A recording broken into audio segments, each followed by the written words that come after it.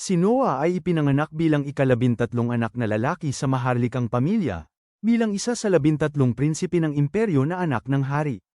Idinilat niya ang kanyang mga mata para makita ang isang mabait na babae na nakatingin sa kanya at nagtaka kung ang taong ito ay ang kanyang ina o isa lamang katulong. Ngunit bago pa niya malaman yun, ang mukha ng isang matandang lalaking may balbas na lumabas na kanyang ama, at ang hari ay lumapit sa kanya para siyasatin siya mula ulo hanggang paa. Binanggit ng hari na tila kamukha ni Noah ang kanyang ina, at agad na nahiya ang kanyang ina, na sinabing ang kanyang mga mata at kilay ay kamukha lang yun.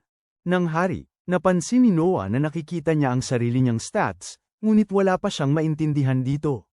Bigla, lumapit ang isa sa mga salamangkero ng korte at dahan-dahan siyang kinuha sa kanyang mga bisig bago ipahayag sa hari na si Noah ay may salamangkang hilig sa tubig. Masayang tumawa ang hari, sinasabing kapag malaki na si Noah, bibigyan siya ng mga lupain ng katimugang kaharian kung saan nakatira ang karamihan sa mga angka ng water mage, upang mamuno siya sa kanila ng makatarungan. Pagkatapos nyon, inutusan ng hari ang salamangkero ng korte na tingnan ang stats ni Noah, ngunit sa sandaling lumabas ang kanyang stats ang buong. Tumahimik ang korte habang maging ang hari ay hirap paniwalaan ang kanyang sariling mga mata. Isa sa mga tao sa korte ang sumigaw na himala ito habang ang iba naman ay sumama sa pag-awit na nakapagpalito kay Noah. Tiningnan naman niya ang kanyang sariling mga istatistika at doon niya napagtanto na taglay niya ang istatistika ng isang SS-ranked water mage, na hindi pa naririnig kailanman, lalo na't makamit ito sa kapanganakan. Makalipas ang 6 na taon mula noon, at lumaki si Noah bilang isang malusog na kabataang lalaki. Unti-unti niyang natuklasan ang tungkol sa kaharian ng Mears na pinaghaharian ng kanyang ama, kung saan naging payapa ang sitwasyon sa loob ng ilang dekada, habang ang mga tao ay namumuhay ng mapayapa nang walang anumang digmaan. Ang hari ay lubos na minamahal ng publiko gayon din ang kanyang mga anak na sinasamba ng mga lokal pati na rin ang mga marangal na pamilya ng bansa. Ngunit si Noah ay hindi talaga interesado sa mga intriga ng politika ng kaharian dahil may natuklasan siya sa nakaraang 6 na taon tungkol sa kanyang sarili. Lumilitaw na mayroon siyang espesyal na kakayahan na walang ibang nakakaalam. Kumukuha siya ng XP mula sa kanyang mga tauhan na nangangahulugang kung mas marami siyang katulong, mas lalo siyang lumalakas. Nangangahulugan din ito na hindi tulad ng ibang tao na may limitasyon sa kanilang mga antas. Si Noah ay maaaring umangat ng walang katapusan at maging pinakamalakas na salamangkero sa planeta. Ang kanyang mga katulong ay tila lubos na tapat sa sila habang pinag-uusapan kung kahit na sa edad na 6, si Noah ay mas kumikilos tulad ng isang matanda kaysa sa isang batang bata. Agad siyang pumunta sa dining room para sa almusal at iniisip kung paano ang kanyang mga kakayahan at kasanayan ay medyo limitado sa puntong ito dahil sa kanyang murang edad. Pero kung patuloy siyang mag-eensayo, dapat siyang patuloy na lumago ng mabilis at malampasan ang kanyang mga nakatatandang kapatid. Naputol ang kanyang mga iniisip ng isang magandang kasambahay na si Evelyn na nagsabi sa kanya na ang Crown Prince ng Kaharian at ang 4th Prince ay parehong dumating upang bisitahin siya. Nagpasya si Noah na mabilis na tapusin ang kanyang almusal dahil kahit na sila ay kanyang mga kapatid, hindi siya dapat gumawa ng dahilan para sa Crown Prince. Sa buong kaharian maghintay. Hindi nagtagal ay pumasok siya sa silid ng bisita at lumuhad sa isang tuhod habang sinasalubong ang kanyang mga nakatatandang kapatid, ang prinsipe ng korona na si Albert at ang ika-4 na prinsipe na si Henry. Tiningnan ni Albert si Noah nang may malamig na mga mata at tinanong kung nasaan ito, habang mas malugod naman siyang binati ni Henry, na nagsabing tila lumalaki si Noah bilang isang magalang na binata. Iginiit ni Albert na si Noah ay magiging isang mahusay na consigliere balang araw at sinabi sa kanya na mayroon siyang regalo para kay Noah. Pumalakpak siya at kaagad namang pumasok ang isang takot na lingkod sa silid habang bitbit ang isang maliit na kabaong na nagpapalabas ng nakamamatay na aura. Nalito si Noah sa gayong kakaibang regalo, ngunit inutusan ni Albert. Ang lingkod na buksan ng kabaong na kinailangan niyang gawin kahit nag-aatubili.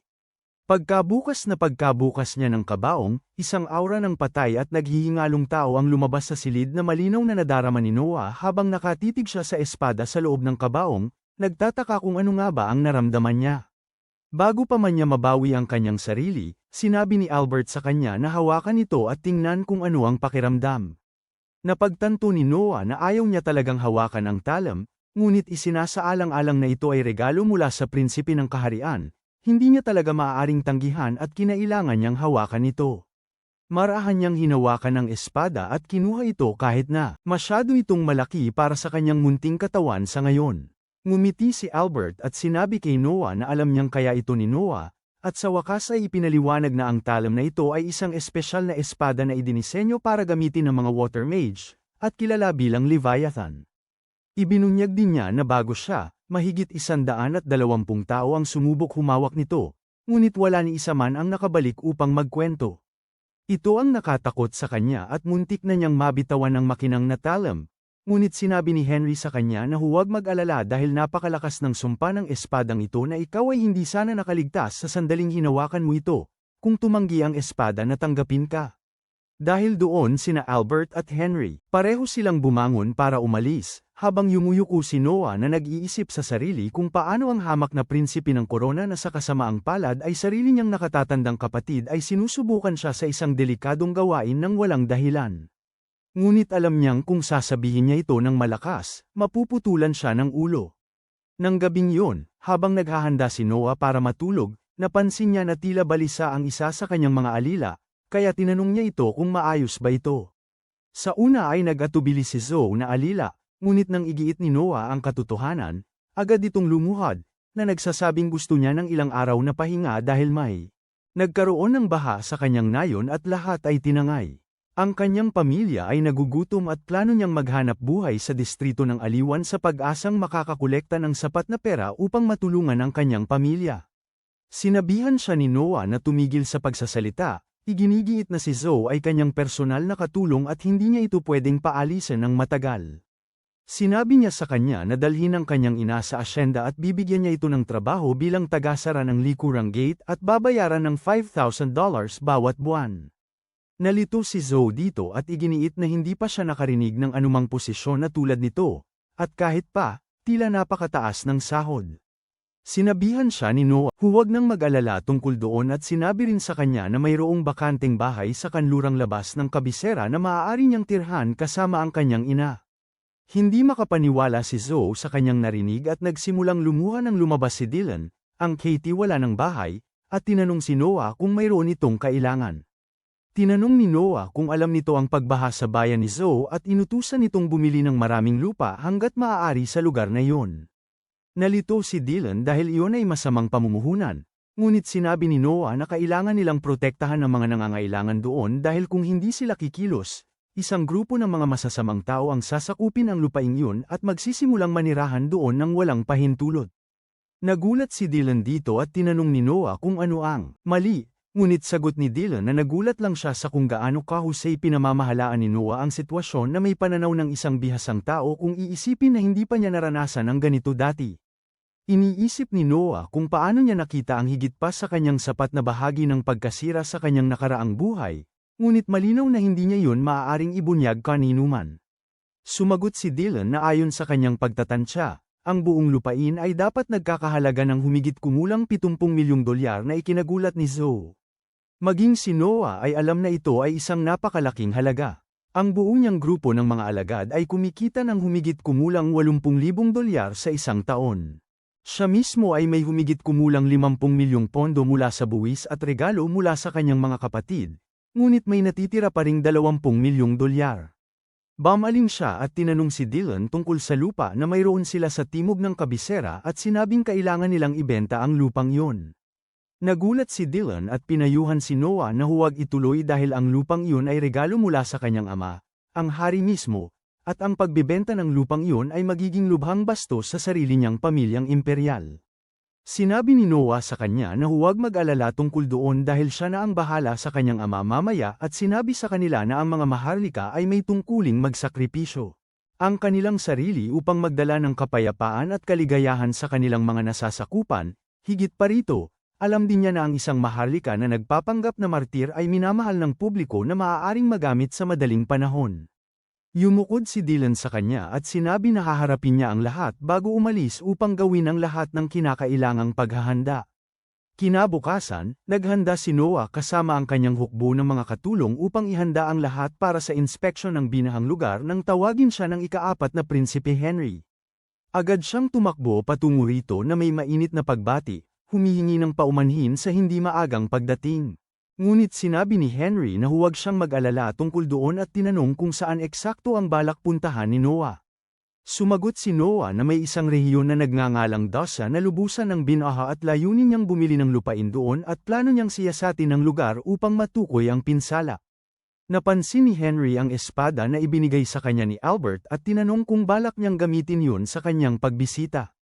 Sumagot si Noah na dala niya yun sakaling kailanganin niyang gamitin, ngunit hindi pa siya sigurado, dahil wala pa siyang naramdamang pagbabago tungkol doon mula nang una niya itong mahawakan.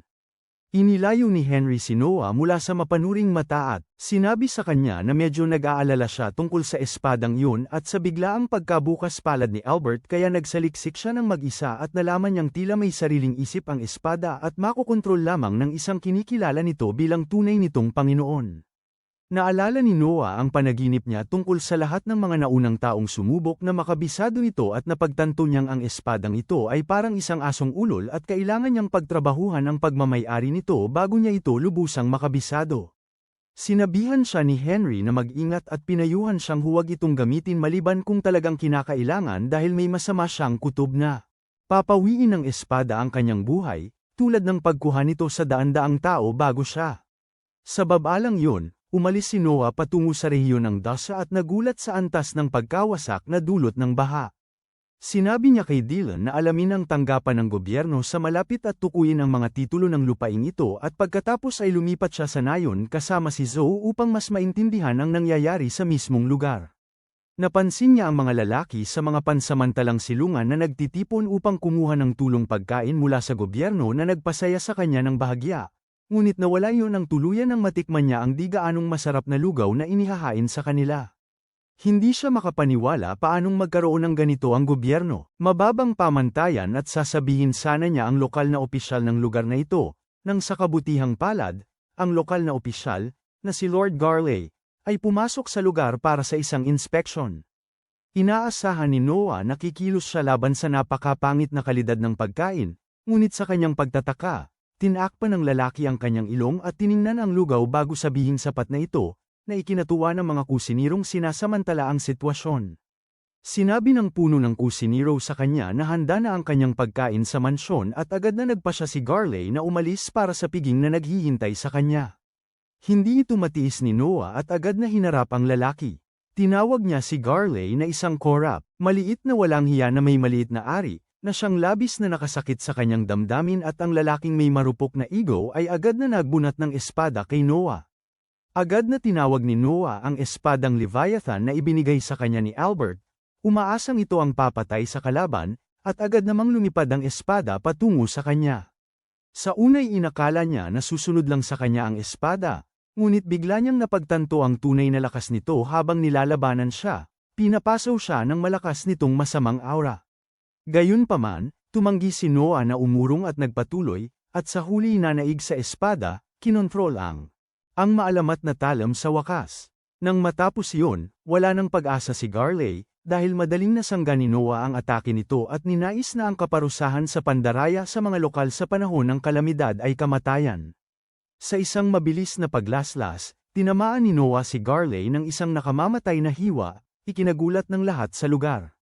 Agad na pinalibutan sila ng mga gwardya at halos siya'y pagtulungan at saktan ng mga ito, ngunit ibinagsak niya ang espada sa lupa, lumilikha ng isang napakalalim na butas sa lupa na ikinagulat ng lahat.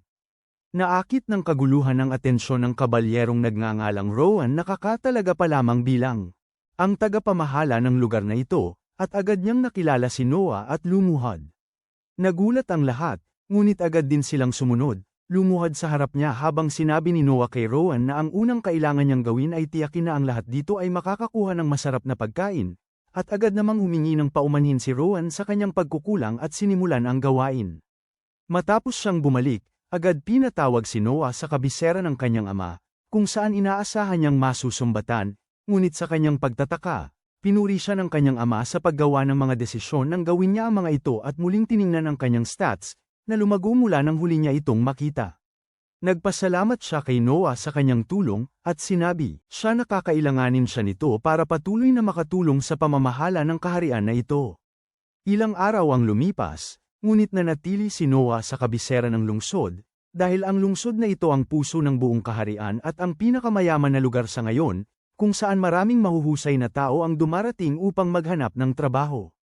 Ang plano niya ay kumuha ng isa sa mga taong ito para sa kanyang sarili upang mapataas ang kanyang sariling istatistika at mabilis na maging isang puwersang dapat isaalang-alang. Ang una niyang kandidato ay isang dalagita na nabalitaan niya na isang napakahusay na mang-aawit na kamakailan lang ay pinag-uusapan bilang isang makinang na bagong sibol. Nalaman niya ang teatro kung saan ito magtatanghal at naupo, kasama si Zoe, upang makita kung karapat-dapat ba siya sa usapan o hindi. Di nagtagal, isang batang babae na may sombrerong pang-itaas na nagngangalang Ollie ang lumabas sa entablado at naghandang magtanghal sa harap ng madla. Di nagtagal, nagsimula siyang kumanta at agad na nabighani si Noah sa kanyang boses. Alam niya na hindi siya ang pinakamahusay na teknikal na mang-aawit na narinig niya kailanman, ngunit siya talaga ang mang-aawit na tila lubos na mahilig sa kanyang sining. Iniisip niya na sa tamang pagsasanay at paggabay, makakamit niya ang kadakilaan at nagsimulang isaalang-alang ang pagkuha sa kanya sa ilalim ng kanyang paggabay. Ngunit bago pa matapos ang pagtatanghal, isang grupo ng mga kalalakihan ang pumasok ng biglaan sa teatro at sinigawan si Ollie na tumahimik na. Ang buong manunood ay napigil ang hininga, nagtataka kung ano ang gusto ng mga taong ito, habang si Ollie ay nakatayo doon na takot habang papalapit ang mga kalalakihan sa entablado. Isa sa mga manggagawa ang sumubok na mamagitan, ngunit ang lalaki ay kaagad siyang itinulak patabi bago umakyat sa entablado. Sinigawan niya ito na magbayad na, sinasabing ang pag-awit sa mga entabladong ito ay hindi sapat para mabayaran ang utang ng kanyang ama.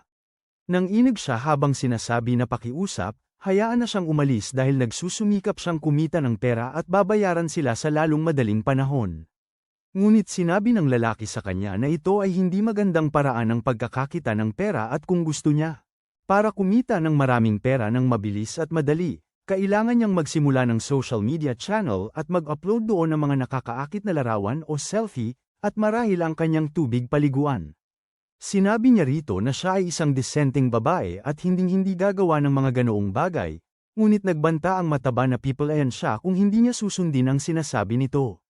Dito nagpa siya si Noah na mamagitin at sinabi sa mataba na lumayo agad sa babae. Lumingon ng mataba at sinabi kay Noah na bumalik sa kondongan ng kanyang nanay at uminom ng gatas o sasaktan niya ito ng husto. Ngunit walang pakialam si Noah.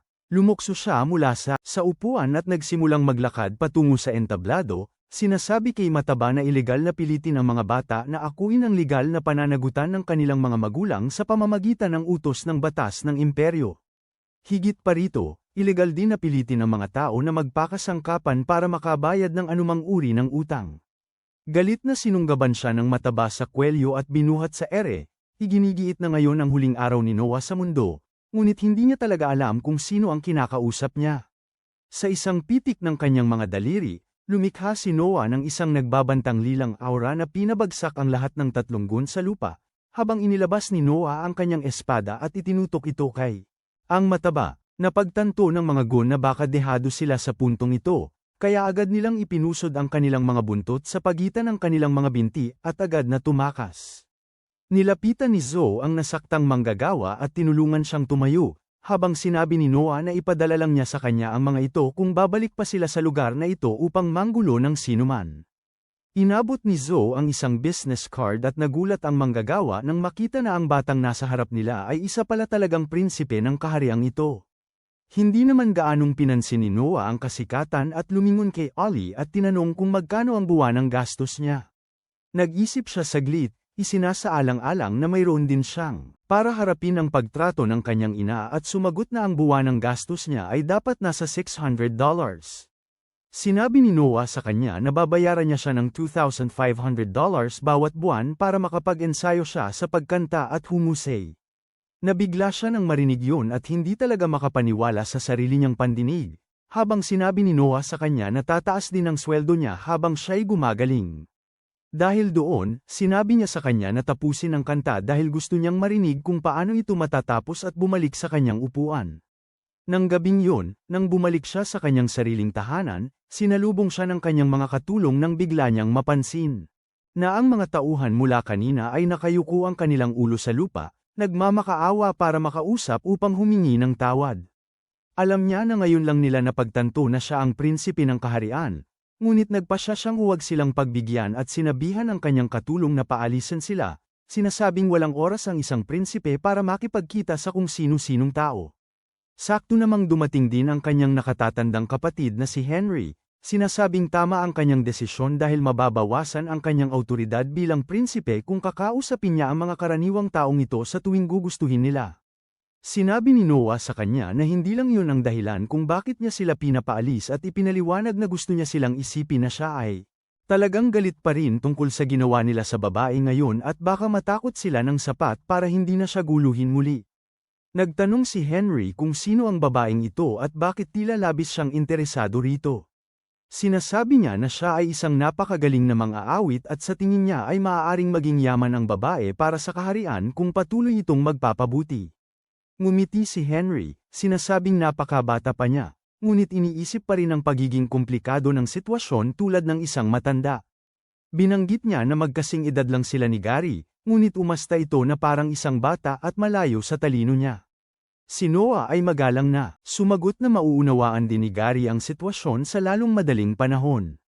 Alam niya na kahit tinatawag niya silang mga kapatid, sina Henry at Gary ay tunay na magkapatid sa dugo dahil iisa ang kanilang ina, samantalang iba ang kanyang ina.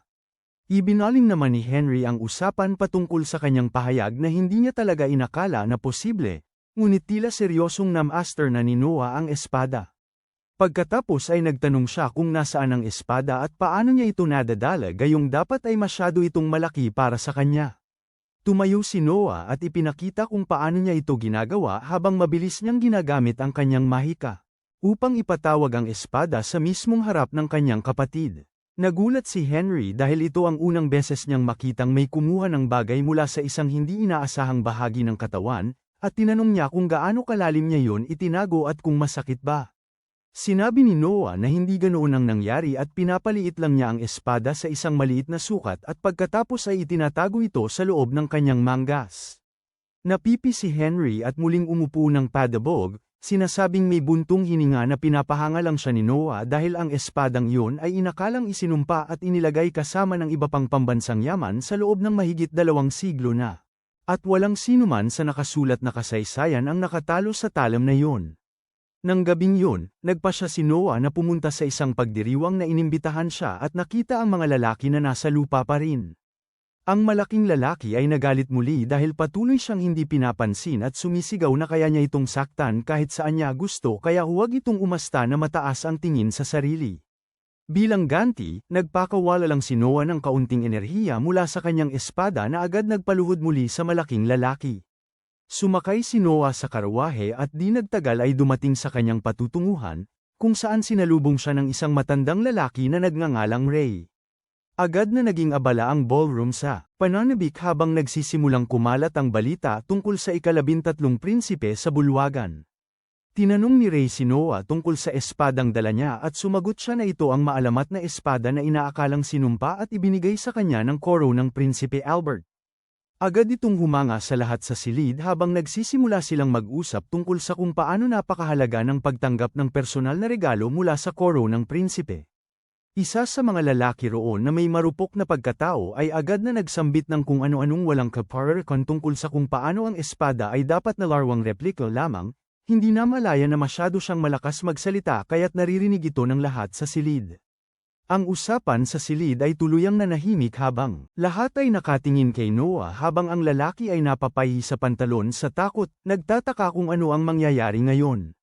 Hindi man lang kumilos si Noah ngunit biglang may bumulwak na nakamamatay na aura mula sa kanyang espada at bumalat sa buong silid, na nagpatulala sa kanila. Agad sinabihan ni Noah ang espada na huminto at nawala ang aura, habang namangha si Ray sa mga kapangyarihan na sinasabing ang lahat sa silid ay tila lumapit ng bahagya sa kamatayan. Makalipas ang ilang sandali umupo siya sa isang maliit na trono habang ang lahat sa silid ay lumapit sa kanya upang magbigay pugay at makuha ang kanyang pabor. Lahat sila ay nakakabagot para sa kanya, ngunit sa wakas ay lumapit ang isang lalaking may blonde na buhok na nagngangalang Alan at ipinakilala ang sarili niya at ang kanyang 10 na anak na si Cindy. Mukhang alerto ang babae sa presensya ni Noah, ngunit nagpasya si Noah na baliwalain yun at nagtanong kung paano niya ito inampun. Ipinaliwanag ni Alan na orihinal niyang binili ito mula sa isang pamilihan ng tao, ngunit nagpakita ito ng matinding kalooban at determinasyon at napakabilis matuto habang matalino rin sa pakikipagkapwa. Dahil wala siyang sariling anak, nagpasya siyang ampunin ito bilang sarili niyang anak. Ngumiti si Noah sa kanya, na nagsasabing gusto niya ang mga ganitong kwento at inanyayahan ang dalawa pabalik sa kanyang mansyon. Para makapag-usap pa, mukhang tuwang-tuwa si Alan sa katotohanang siya lang ang kinilala sa kanilang lahat, pero sinabi ni Noah kay Ray na ang pangunahing dahilan kung bakit niya sila kinilala ay dahil si Cindy ay may kamalayan sa kanyang kapangyarihan. Ipinakita niya ito sa pamamagitan ng paglabas ng kaunting enerhiya mula sa kanyang espada, ngunit agad itong kinilala ni Cindy at lumingon upang matiyak na hindi sila aatakihin. Ilang araw ang lumipas mula nang mangyari ang insidenteng yun. Ng isang araw habang namamasyal si Noah ay nakilala niya ang ika-8 Prinsipe Oscar, na nagpasya na mamasyal kasama niya sa palengke at subukan, upang makahanap ng ilang kawili-wiling bagay. Habang naghahalungkat sa maraming kalat, napansin ni Noah ang isang grimoire at nang hawakan niya ito, bigla nitong binago ang isa sa kanyang mga stats sa S-rank. Agad siyang nagkaroon ng interes at binili ito, ngunit napansin niyang tila may reaksyon ang kanyang espada dito. Tila kinilala ni Oscar ang aklat bilang isang mahikang tomo na ginawa ng isang salamangkero noong matagal ng panahon, ngunit biglang bumukas ang aklat at nagpakawala ng isang malaking halimaw sa harap nila. Sinabihan ni Oscar si Noah na lumayo at pumunta sa ligtas na lugar, ngunit kinuha lamang ni Noah ang kanyang espada at humarap sa demonyo. Sinubukan niyang hiwain ang mahikang nilalang ngunit nabigo sa unang pagkakataon. Doon niya napagpasyahang gumamit ng kaunting karagdagang mahika sa susunod niyang hiwa at itinutok ito pataas upang wala na siyang masira pa. Dahil doon, nawala ang mahikang nilalang habang nakatayo si Oscar, nagtataka kung gaano nakalakas ang kanyang nakababatang kapatid sa puntong ito. Sa pagmamasid sa kamanghamanghang gawaing ito, isa sa mga tindero ang lumabas at yumukod sa lupa, humihiling kay Noah na tingnan ang isang bagay na mayroon siya sa kanyang tindahan na maaaring isa ring kayamanan. Ibinalik niya ang mga prinsipe sa kanyang tindahan at ipinakita sa kanila ang isang mahiwagang singsing, sinasabing ang singsing na ito ay may hindi pa tumatanggap ng sinumang may-ari at hiniling kay Noah na subukan ito. Isinuot ni Noah ang singsing sa kanyang hinlalaki at agad na nag-activate ang mahika, at ang kanyang buong katawan ay nabalutan ng magandang baluti.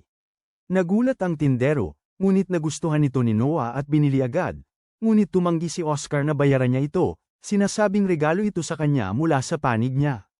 Nang maayos na yun, nagpasya siyang bumalik sa teatro upang panuorin si Ali na kumanta, ngunit sa sandaling lumabas siya ng karwahe, biglang hinarap siya ni Fatty, may hawak na espada.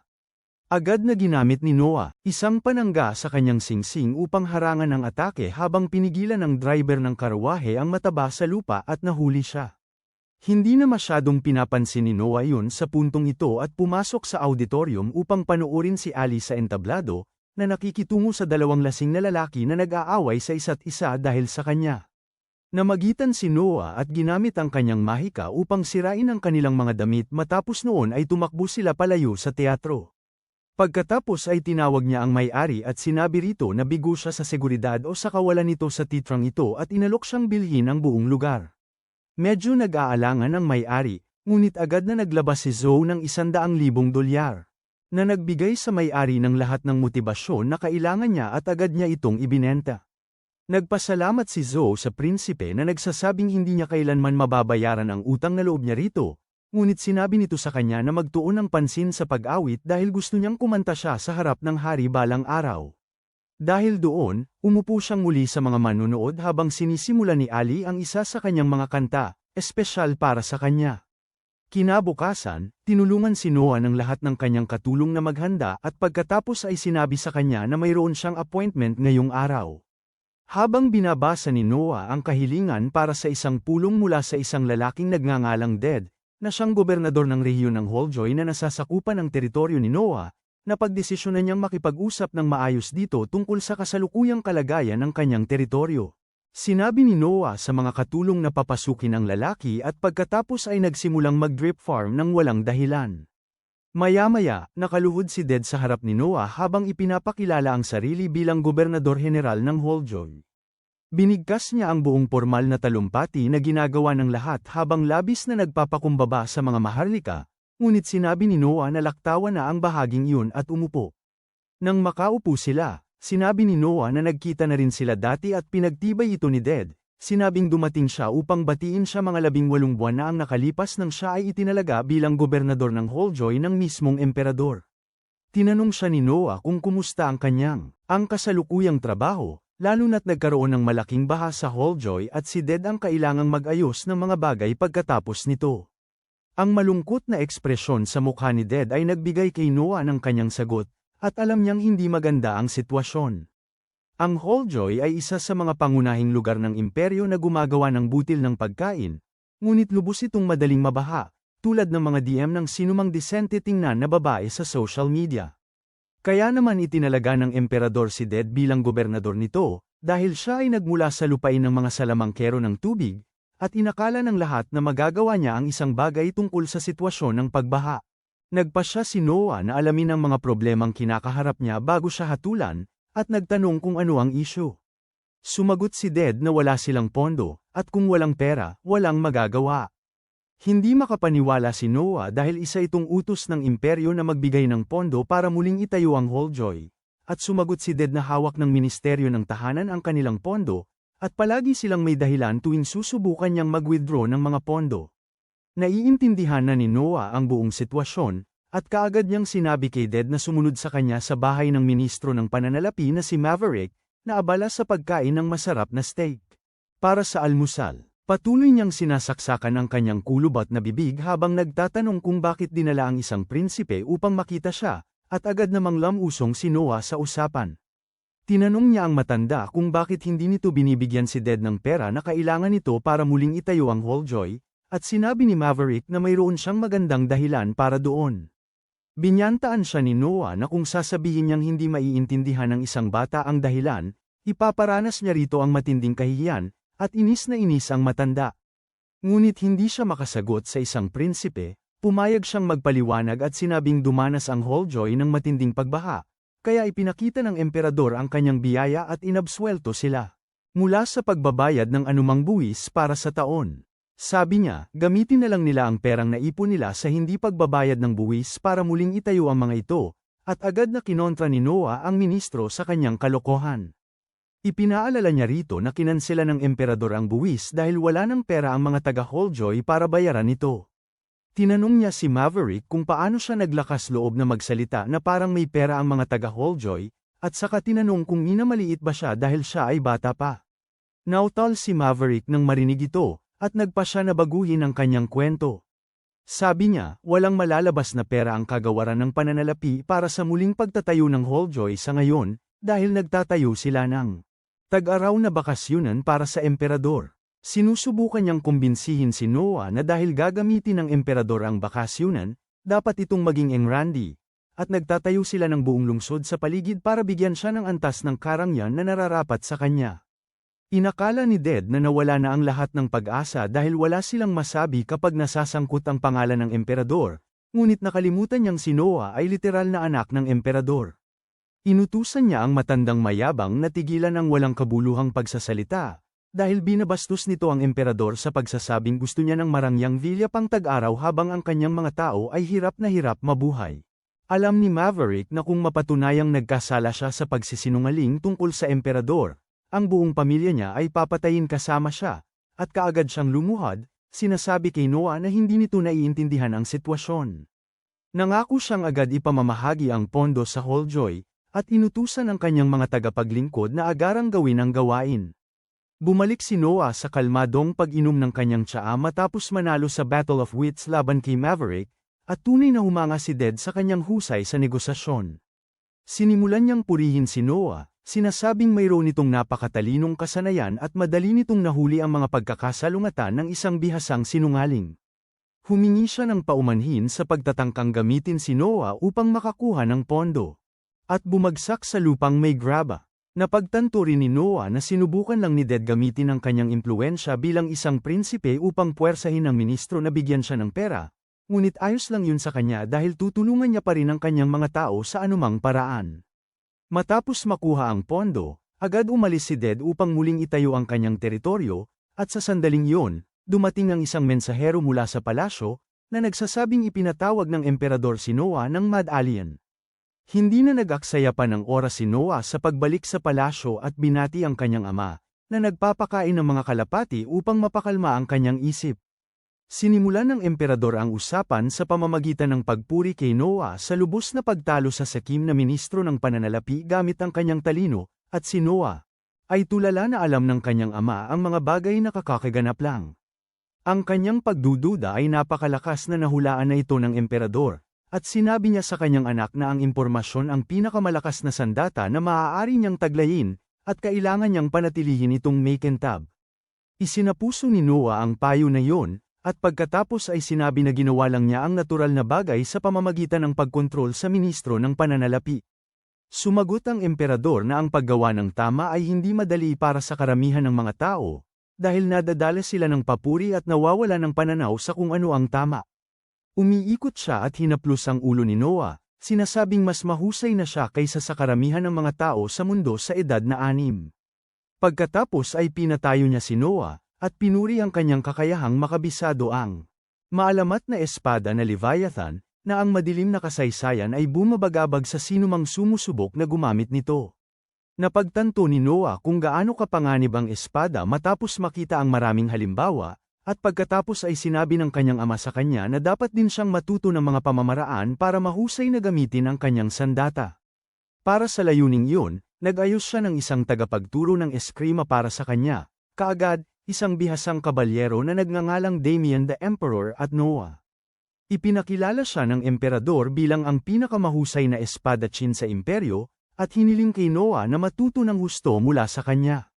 Agad na humingi ng pahintulot si Damien mula sa emperador, para sa isang laban sa prinsipe, dahil gusto niyang makita ang kanyang likas na husay at potensyal bago siya gawing estudyante. Pinahintulutan siya ng emperador, at napagtanto ni Noah na lubos na pinagkakatiwalaan ng kanyang ama si Damien. Hinugot ni Damien ang kanyang malaking espada at sinabi kay Noah na atakihin siya sa anumang paraan na gusto nito. Naghanda si Noah, ngunit pagkatapos ay nagsimulang kumilos ng kakaiba ang kanyang espada. Sinubukan niyang supalin ito at inatake si Damien, na humanga sa kanyang unang atake. Naramdaman ni Noah ang mga alaala ng mga nakaraang gumamit ng Leviathan na dumadaloy sa kanyang isipan, at ginamit niya ang mga alaalang yun upang tanggalan ng armas si Damien sa loob ng ilang tama.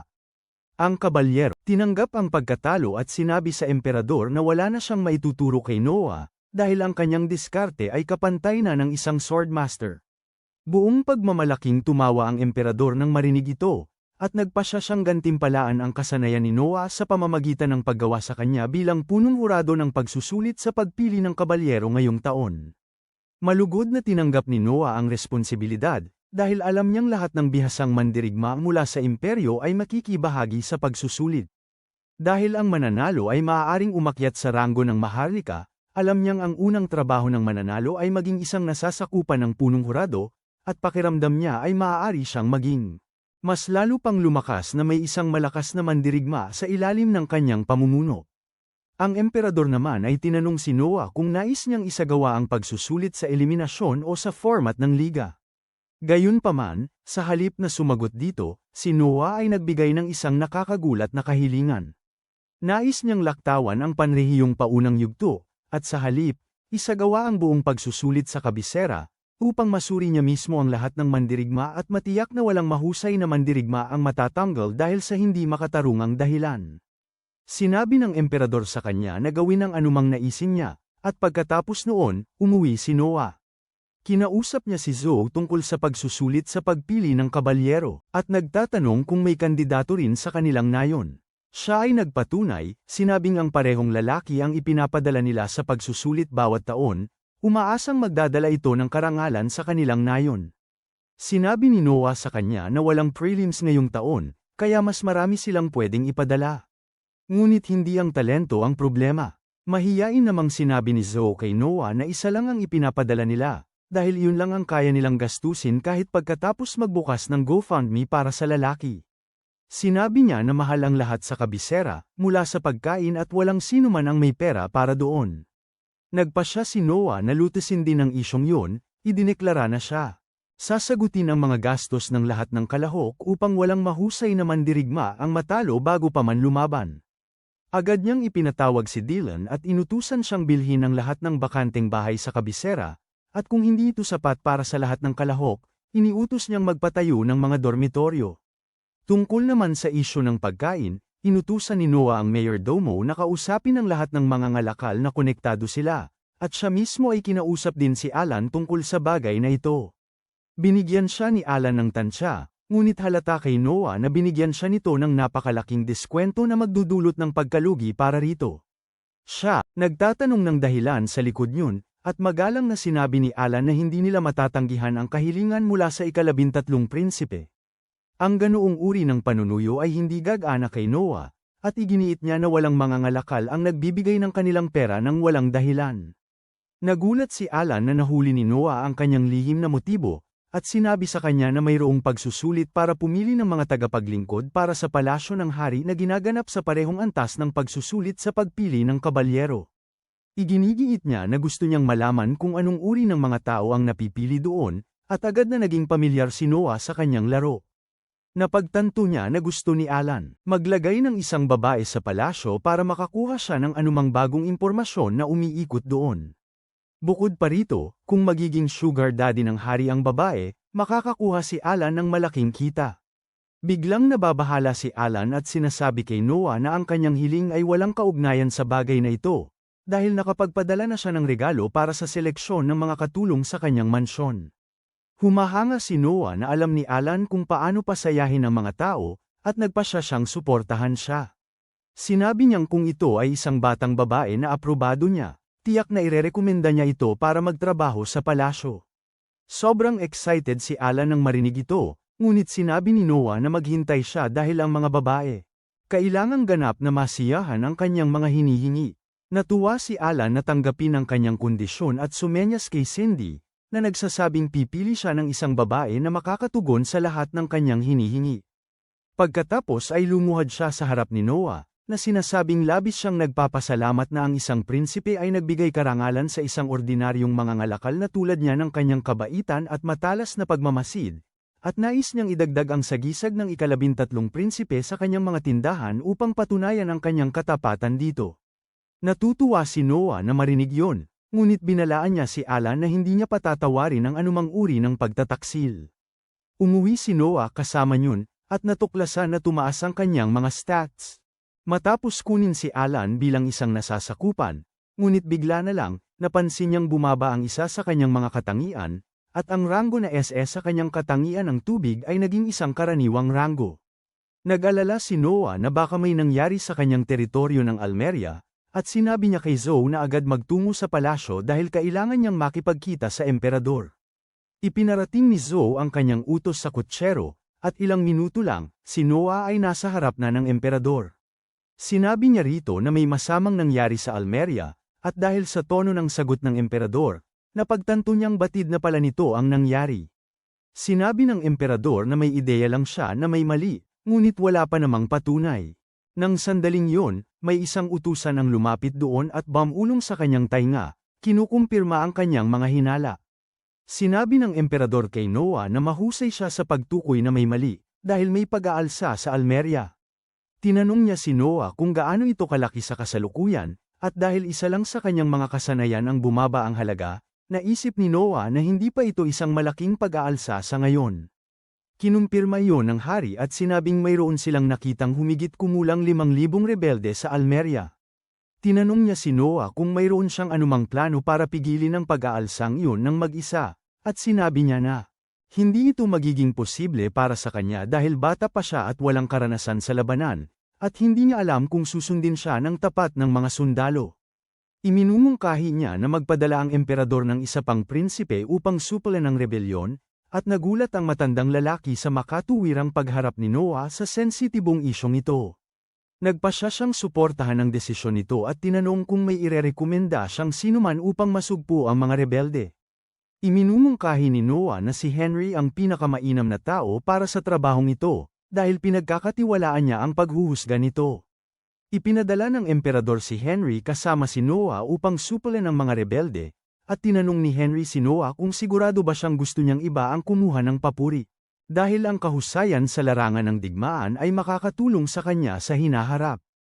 Sinabi ni Noah na kailangan niya ng karanasan upang pamunuan ang kanyang mga sundalo, at ayaw niyang masawi sila ng walang kabuluhan dahil sa kanyang kapalpakan sa pamumuno.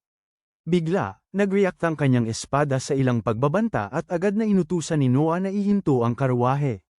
Napagtanto niya na may mga kaaway na nagtatangka sa kanyang buhay, at nagpasya siyang harapin sila ng direkta sa halip na umasa sa tulong ng kanyang kapatid. Lumundag siya palabas ng karwahe, at namatay ang mga sulo sa tabi ng ruta. Sa sumunod na sandali, sumambulat ang mga haligi ng tubig mula sa lupa upang salakayin siya mula sa lahat ng panig, ngunit hinaranggan ni Noah ang lahat ng ito sa pamamagitan ng pagbabago. Leviathan upang maging panangga. Napagtanto niya na ang mga umaatake na gumagamit ng tubig ay tiyak na ang mga rebelde mula sa Almeria, at agad niya silang pinabagsak sa pamamagitan ng kanyang bihasang paggamit ng espada. Humanga si Henry sa kanyang paglago, at sinabing sana ay nagkaroon sila ng pagkakataong interogahin ang mga salbahan na ito. Sinabi ni Noah sa kanya na magagawa pa rin nila yon dahil hindi niya pinatay ang mga ito, at pinatumbalang niya ang mga ito gamit ang aura ng kanyang espada. Muling humanga si Henry sa kanyang kapatid, at pagkatapos ay sinabing narinig niya na karamihan sa mga rebelde ay mga mangangabayo, kaya hindi siya umaasa ng anumang asasin. Ang pagkarinig sa pahayag na yun ay nagpatao kay Noah na may mali, dahil wala silang magagandang kabayo para sa digmaan sa Almeria. Kinabukasan, pumunta siya kay Alan at sinabi sa kanya ang pinakamalaking sekreto na nagkaroon ng rebelyon sa Almeria. Binigyan niya si Alan ng $10,000 para bilhin agad ang lahat ng pagkain ng kabayo sa palengke, dahil naisip na niya na binili ng mga rebelde ang mga kabayong pandigma mula sa iba.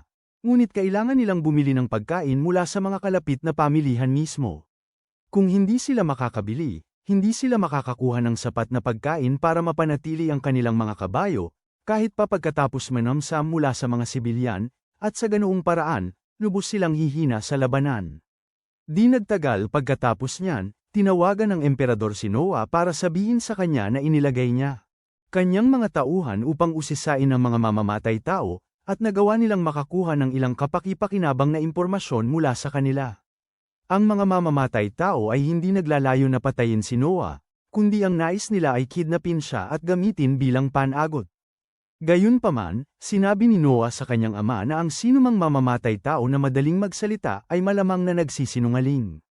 Ipinagmamalaki ng emperador na ang kanyang anak ay may angkop na pag-iisip lampas sa kanyang edad, ngunit sinabi niya rito na huwag mag-alala dahil mayroon siyang paraan upang malaman kung may nagsisinungaling o wala. Hindi talaga interesado si Noah sa mga paraan ng pagkuha ng impormasyon na gumagamit ng matinding puwersa, kaya nagpasya siyang maniwala sa sinasabi ng emperador. Pinuri naman ng emperador si Noah dahil sa mabilis na pagharap sa mga rebelde, dahil kung siya ay nahuli, mahihirapan silang harapin ang mga rebelde. Bukod pa rito, masaya siya na naisip ni Noah ang estratehiya na tumuon sa mga kabayo ng hukbong rebelde. Nanlaki ang mga mata ni Noah sa gulat dahil iniutos niya kay Alan na bumili ng pagkain ng kabayo ilang minuto pa lang ang nakalipas, at alam na ito ng kanyang ama. Patuloy ang emperador sa pagpuri kay Noah, na sinasabing sino man ay makakaisip ng estratehiyang pagpapagutom, at ang koro ng prinsipe na si Albert ay talagang gustong gutuman ang mga rebelde upang gawin silang halimbawa. Gayunpaman, si Noah nagpasya na magtuon sa kanilang mga kabayo para mabawasan ang kanilang lakas, at ginamit niya ang sarili niyang pera para doon. Tinapak ng emperador ang kanyang balikat, sinabihan siya na mayroon siyang magagaling na ideya at tapang na kumilos agad batay sa mga ito, na hindi madaling gawin. Naramdaman ni Noah ang isang bagong damdamin o pagganyak na gumising sa kanya matapos purihin ng emperador, at pagkatapos ay nagpasya ang emperador na gantimpalaan siya para sa kanyang napakatalinong pag-iisip. Pinayagan niya si Noah na magdagdag ng espada sa kanyang sagisag, na mas malaking gantimpala kaysa sa inaakala mo. Sa isang bansa ng mga mandirigma, walang sino man ang maaaring magdagdag ng espada sa kanilang sagisag nang walang pahintulot ng emperador, at kung gagawin nila ito, maaari silang maparusahan ng kamatayan. Samantala, ang pagkuha ng pahintulot ng emperador na maglakip ng watawat sa sagisag ay isang malaking karangalan para sa sinuman, at sinubukan ni Noah ang kanyang makakaya na itago ang kanyang pananabik sa pagtanggap ng malaking gantimpalang ito. Makalipas ang ilang sandali ng araw na iyon, bumisita si Alan kay Noah na lumakad patungo sa kanya gamit ang kanyang maliliit na hakbang at inabot ng ilang minuto bago marating siya. Sabi ni Noah na maaga siya at sumagot si Alan na alam niya ang lahat ng uri ng pakain na ibinebenta sa palengke, at pati na rin ang mga ruta kung saan ito dinadala, kaya hindi magiging mahirap ang pagbili ng lahat ng ito. Gayunpaman, nag-aalala siya na si Carfon, ang pinuno ng mga rebelde, ay isang walang awang tao na hindi titigil sa anuman upang makamit ang kanyang layunin. Binabalaan niya si Noah na mag-ingat habang nakikipag-ugnayan sa kanya. Nang dumating ang isang katulong doon upang sabihin sa kanya na may isang sugatang lalaki sa kanilang tarangkahan, nagpa siya si Noah na tingnan kung ano ang nangyayari, at natagpuan ang isang malubhang sugatang kabalyero, na lumuhad sa harap niya at sinabing nagsimula na ang isang pag-aalsa sa Almeria. Inangkin niya na kasama rin ang kanyang nakatataas sa pag-aalsa, ngunit hindi siya sumunod dito, at sa halip ay dumating dito upang mag-ulat sa prinsipe. Iniisip ni Alan na isinakripisyo ng kabalyero ang kanyang buhay ng walang saysay dahil alam na nila ang tungkol sa pag-aalsa, ngunit pinasalamatan ni Noah ang kabalyero at inutusan ang kanyang katulong na gamutin ang kanyang mga sugat. Siya, nagsimulang lumakad palayo, ngunit bumalik at inutos na bigyan ang kabalyero ng $1,000 bilang pabuya. Sinundan siya ni Alan, tinatanong kung bakit niya sinasayang ang pera niya sa pagbibigay pabuya sa kabalyero para sa impormasyon na mayroon na siya. Sumagot si Noah na hindi niya pinagpapabuyahan ang kabalyero para sa impormasyon nito, kundi para sa katapatan at katapangan nito. Nang gabing yun, pumasok si Zoe sa opisina ni Noah, mukhang labis na nag-aalala. Bumagsak siya sa lupa bago pa man makapagsalita, at tinanong siya ni Noah kung ano ang problema niya.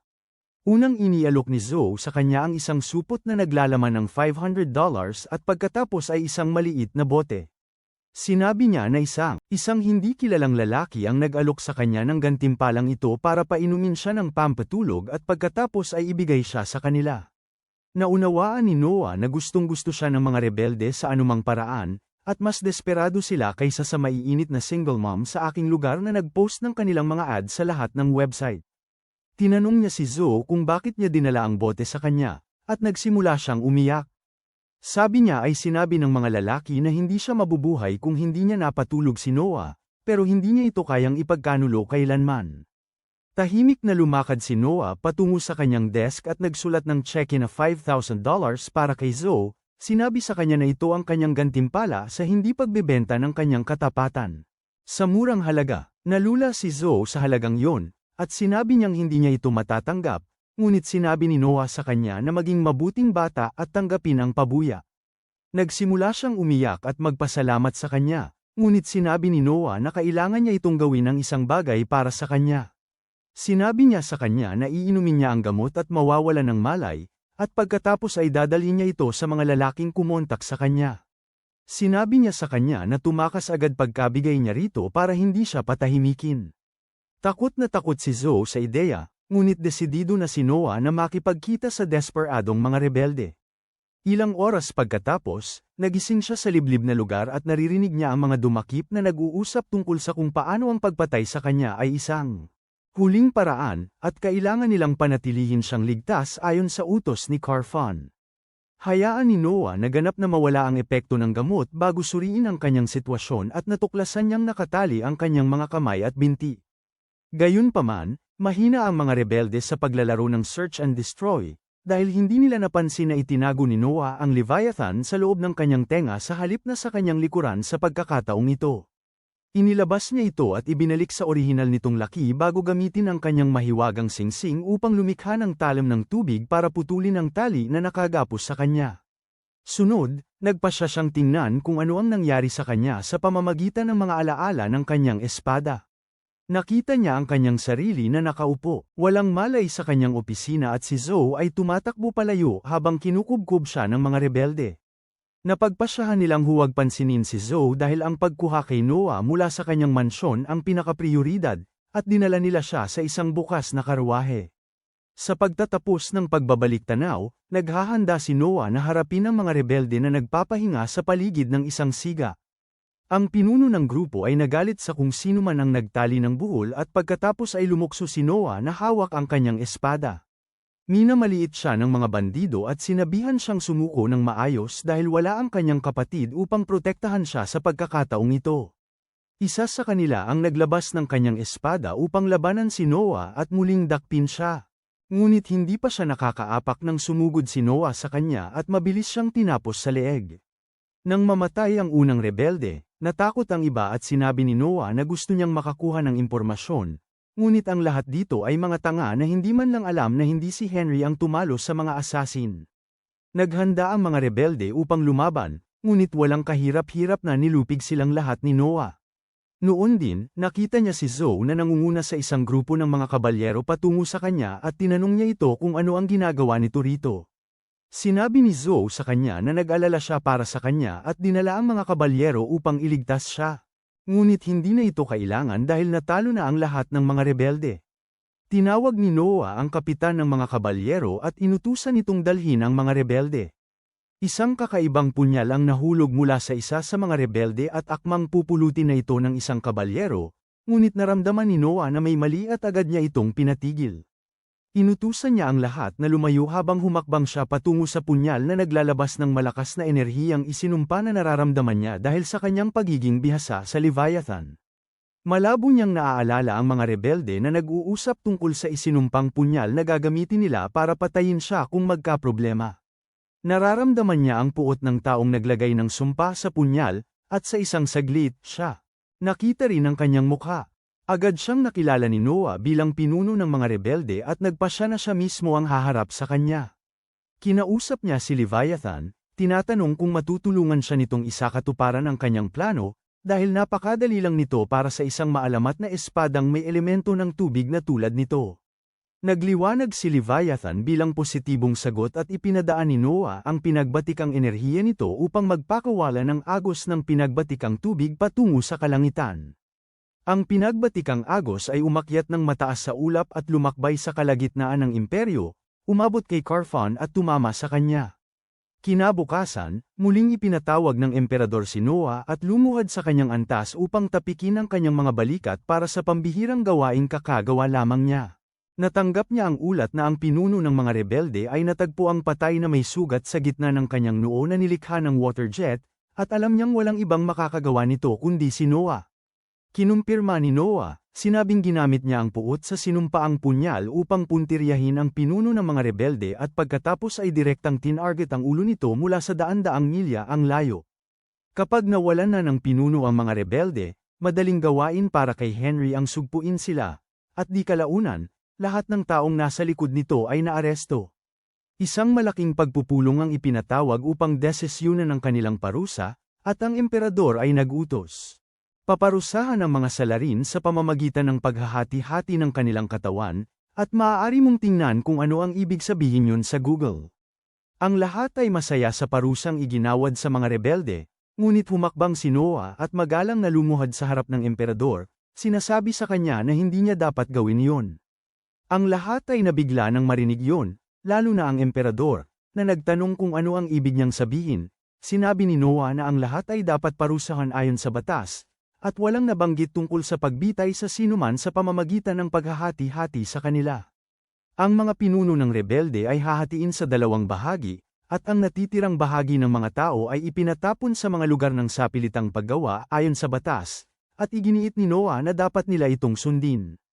Tinanong ng emperador kung paano siya makakatanggi. Ang pinakamatinding kaparusahan para sa mga naghimagsik sa kanyang teritoryo, at simple lang na sumagot si Noah na kung lalabagin ng emperador ang batas, ito ay magkakaroon ng masamang epekto sa kanyang reputasyon at sa mga tao.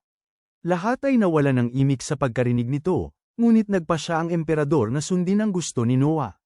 Sinabi niya na susundin nila ang batas, ngunit idinagdag niya na nais niyang matanggap ng mga kriminal ang pinakamataas na kaparusahan ayon sa pinahihintulot ng batas ng walang anumang awa. Walang problema si Noah doon, at inutusan ng emperador ang punong ministro na tiyakin na sinusunod ang batas sa pagpaparusa sa mga naghimagsik.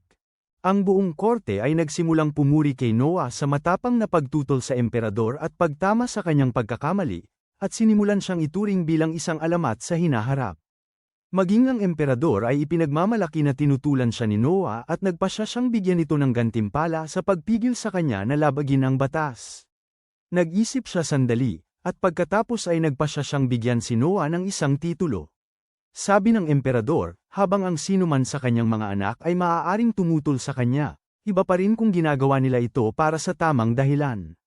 Ginawa yun ni Noah at ipinakita kung gaano siya katalino at katapang sa buong korte.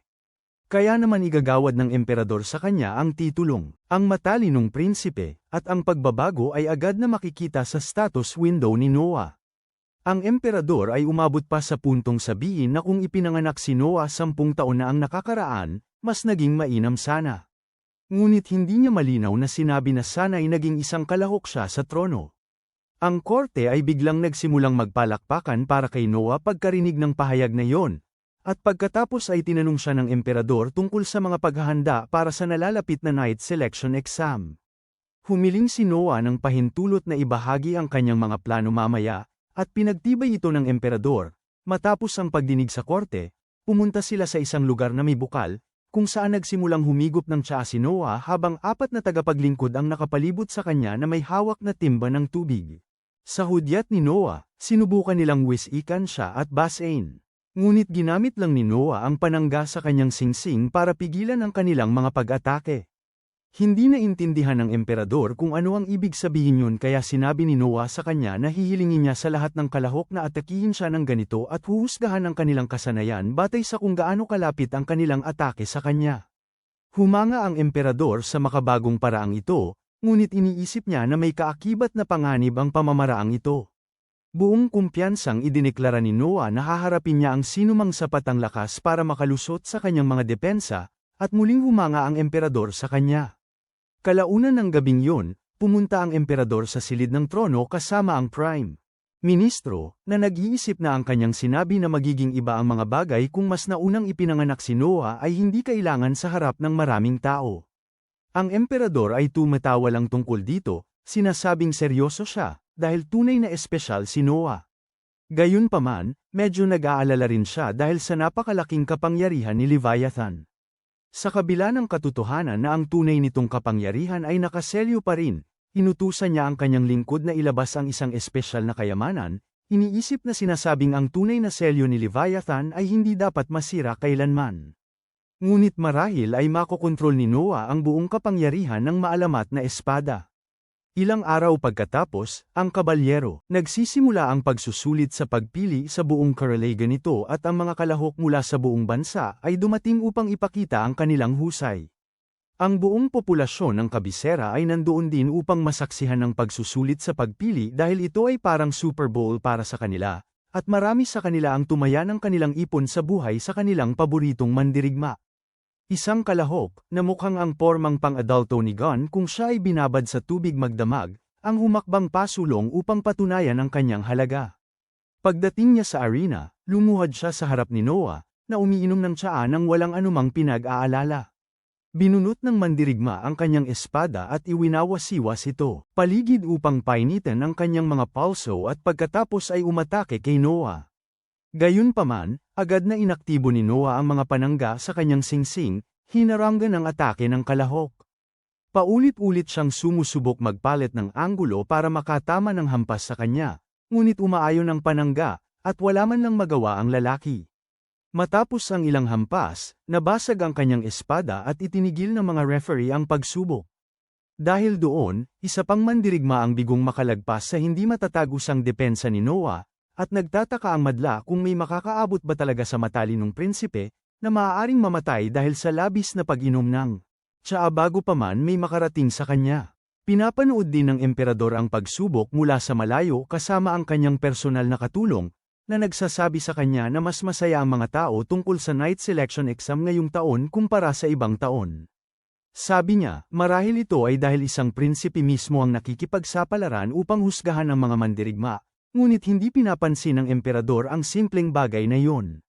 Sabi niya, ang tanging mahalaga ay ang pagpili ng mga mahuhusay na mandirigma, at siya ay sabik na makita kung anong klaseng tao ang pipiliin ni Noah.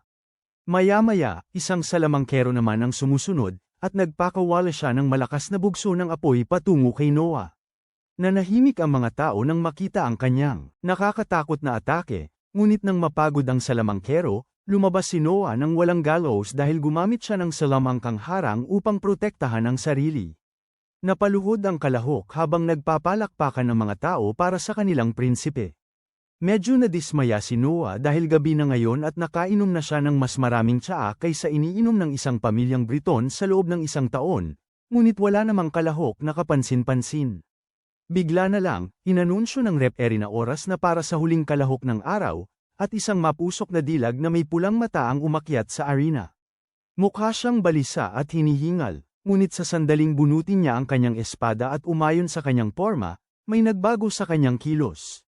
Sumugod siya para salakayin si Noah, na agad na humugat ng kanyang kalasag at para sa isang pagbabago sa takbo, ang atake ng dalaga ay tumagos sa kanyang kalasag. Hindi pa siya tapos, at nagsimula siyang itulak ng malakas hanggang sa nawasak ang kalasag ni Noah at tumama ang kanyang espada sa dibdib nito. Napasinghap ng malakas ang madla nang makita ang kanilang prinsipe na nasugatan, at agad na pinigil ng mga kabalyero ang dalaga. Inisip nila na dahil nasugatan niya ang isang prinsipe, siya ay bibigyan ng matinding kaparusahan, ngunit bumangon si Noah at sinabihan silang iwanan ng dalaga na nagpakilala bilang si Shirley Grant. Sinabi ni Noah na nakapasa siya at lahat ay natigilan sa narinig, lalo na si Shirley, na hindi makapaniwala na pinatawad siya ng prinsipe kahit na siya ay nasugatan siya. Kalaunan, tinawag ni Noah si Shirley sa kanyang silid at sinabing napakaganda ng kanyang baluti. Nagpasalamat siya rito at sinabing ipinasa na ito sa kanilang pamilya sa loob ng maraming henerasyon. Hindi niya mapigilan ang kanyang pagtataka at tinanong si Noah kung ano ang ibig niyang sabihin nang sabihin niyang nakapasa siya sa pagsubok, dahil dapat ay nagbibigay siya ng parusa. Sinabi ni Noah sa kanya na hindi siya nagkasala sa pagsugat sa isang maharlika dahil ito ang humihingi noon. Inutusan niya itong umatake muli sa kanya gamit ang parehong galaw at nagtaka si Shirley kung nasugatan niya ang isang ugat na nagpatanga sa prinsipe. Gayunpaman, sinabi nito sa kanya na kung isa siyang kabalyero, dapat niyang sundin ang utos ng kanyang Panginoon at agad siyang bumangon at kumuha ng kanyang posisyon. Lumusab siya kay Noah gamit ang parehong atake na ginamit niya kanina at ipinatawag nito ang kanyang kalasag upang harangan ito. Sa pagkakataong ito, hindi kayang tagyusan ng atake ni Shirley ang kalasag niya gaano man kalakas ang puwersa na gamitin niya at casual na itinulak pabalik ni Noah si Shirley habang binabawi ang kalasag. Sinabi niya rito na kung gugustuhin niya, magagamit niya ang kalasag na ito sa pagsubok, at tiyak na mahaharangan nito ang atake niya at nangangahulugan iyon na sana ay naiwasan niyang masugatan kung ginusto niya. Sinabi ni Noah kay Shirley na tungkulin ng isang kabalyero ang sundin ang utos ng kanilang Panginoon at gusto niyang makita kung mayroong lakas at tapang ang isang tao na sundin ang tanging utos niya, na atakihin siya ng buong lakas. Wala siyang pakinabang sa isang kabalyero na magpipigil dahil sa takot at dahil sinunod ni Shirley ang utos na atakihin siya kahit matapos siyang sugatan nito minsan, nalaman niya na taglay nito ang kailangan para maging kabalyero niya. Lubos na naantig si Shirley sa kanyang determinasyon at loika at agad itong lumuhad sa isang tuhod, sumusumpa ng kanyang walang hanggang katapatan kay Noah sa nalalabing bahagi ng kanyang buhay. Natutuwa siyang marinig yon dahil kahit hindi itinuturing na opisyal ang ganitong uri ng panunumpa, malaki pa rin ang kahulugan nito mula sa isang kabalyero na may katangian. Sa sandaling yon, dumating si Zoe kasama ang doktor, na nagsisimulang suriin. Sugat ni Noah. Sabi niya ay gallows lang yun at agad niya itong pinagaling, na ikinagulat ni Shirley. Sinabi niya na wala silang doktor sa kanilang nayon, kaya hindi pa siya nakakita ng sinumang nagpapagaling ng sugat gamit ang wastong pamamaraang medikal. Nagtataka si Noah at nagtanong kung paano ginagamot ang mga taong hindi kayang magbayad ng doktor at sumagot si Shirley na pinapakiusapan nila ang pinuno ng nayon na ipagdasal sila o ipagpag ang kanilang sakit. Ang kalbong doktor ay nagkomento na ito ay karaniwan sa mahihirap at walang pinag-aralang tao, at tinanong ni Noah kung ang pinakamabilis na paraan upang maging doktor ay sa pamamagitan ng pagsisimula bilang isang totoong doktor na apprentice. Pinatunayan ng doktor at agad na binigyan ni Noah si Shirley ng kanyang unang trabaho. Hiniling niya kay Shirley na dalhin ang pinakamatalino at pinakamasipag na tao mula sa kanyang nayon at pagkatapos ay hiniling sa doktor na kunin sila bilang kanyang mga tinuturuan. Agad na sumang-ayon ang doktor nang walang pag-aalinlangan, ngunit namangha si Shirley sa ginawa ni Noah. Yumukod siya upang magpasalamat at sinabi ni Noah sa kanya na matuto ng tamang asal ng mga kabalyero dahil walang kabalyero ang yumuyukod ng ganoon. Kinabukasan, nagising si Shirley sa silid na nakatalaga sa kanya sa mansyon ni Noah at binigyan niya kaming lahat ng isang sesyon ng paghahanda bago magtungo sa trabaho. na may malaking kasiyahan. Nakasalubong niya si Zoe sa daan, na nagtanong kung nakatulog siya ng maayos, at sinabi ni Shirley na kahit maganda ang kwarto, hindi siya nakatulog ng mabuti. Nagsimula silang mag-usap habang magkasama silang naglalakad at kalaunan, nakatagpo sila ng ilang mga katulong na nagkukwentuhan at nagtatawanan imbes na nagtatrabaho. Tinanong ni Zoe sila kung ano ang ginagawa nila, at sumagot ang mga katulong na nag-e-enjoy sila sa paborito nilang libangan na hulaan kung anong klaseng babae ang pakakasalan ni Noah. Nagulat si Shirley nang marinig ito at pinaalala sa kanila na si Noah ay 6 na taong gulang pa lamang ngayon, ngunit sinabi ng mga katulong na karamihan sa mga prinsipe nag-asawa bago pa man umabot ng 15 taong gulang sa kanilang imperyo. Naniniwala sila na si Noah ang pinakamakapapansin na binata sa imperyo ngayon at maraming kafe ang nagbukas malapit sa kanyang mansyon, dahil maraming babae ang dumadayo upang masilayan siya araw-araw. Sabi ng mga katulong, lahat ay mahilig kay Noah, kabilang si Zoe na nahihiya sa pagsabi nito. Sinasabi ng mga katulong na kahit nagsimula na siyang matutong mag-magic kamakailan para mapahanga si Noah, at siya ay nahihirapang sumagot na gusto lamang niyang maging kapaki-pakinabang sa kanyang amo. Nagmamadali siyang umalis at habang tinatawag siya ng mga katulong, si Shirley ay nakatitig lang sa kanya. Mamaya, pupunta siya sa opisina ni Noah habang tumatanggap siya ng ulat mula sa isang batikang kabalyero tungkol sa pagsusulit. Napansin ng kapitan na lahat ng mga bagong kabalyerong pinili ni Noah ay talagang mahusay at ang kanilang mga kapitan ng squad ay lubos na nagpapahalaga. Nilagdaan ni Noah ang mga dokumento at sinabi sa kabalyero na hindi ito magiging posible kung wala ang tulong mula sa mga dedikadong lalaki tulad niya. Pagkatapos, humiling si Noah kay Shirley na ihandog ang pamamaalam sa kabalyero, at siya ay lumuhad sa harap niya habang siya ay aalis na. Nagulat ang kabalyero sa ginawa niya at sinabi na ang formality na ito ay hindi kinakailangan dahil pareho sila sa parehong ranggo. Bigla siyang napagtanto na ipinadala ni Noah ang babae na may para matuto pa siya tungkol sa asal ng kabalyero, at pinayuhan niya itong manatili sa piling ng prinsipe dahil wala na siyang makikitang mas mahusay na amo. Maya-maya, nagdaos si Noah ng isang handaan kung saan nagtanghal si Ollie at banigani ang lahat sa kanyang mga kanta. Lumuhad sina Alan at Cindy sa harap niya at pinasalamatan siya sa pag-imbita sa kanila. At sumagot si Noah na ginawa niya ang handaang ito lalo na para pasalamatan sila sa kanilang tulong sa pagpapadyang matagumpay ng pagsusulit sa pagpili ng kabalyero. Sinabi niya sa kanila na ang bawat isa sa handaan ay isang mangangalakal na malakas ang ugnayan sa kanya, at nagpasya si Alan na bumuo ng mahalagang ugnayan sa kanila. Sa mga sandaling yun, dumating si Zoe doon na may dalang liham na para kay Noah at medyo nakaramdam siya ng nag-aalala sa pagbibigay nito sa kanya dahil walang pangalan ng nagpadala dito. Umalis si Noah sa piging kasama sina Shirley at Zoe para buksan ang liham. Sabi ni Zoe na ang taong naghatid ng liham ay nahulog ito at tumakbo palayo agad pagkakita sa mga gwardya, at dahil doon ay naghinala ang lahat.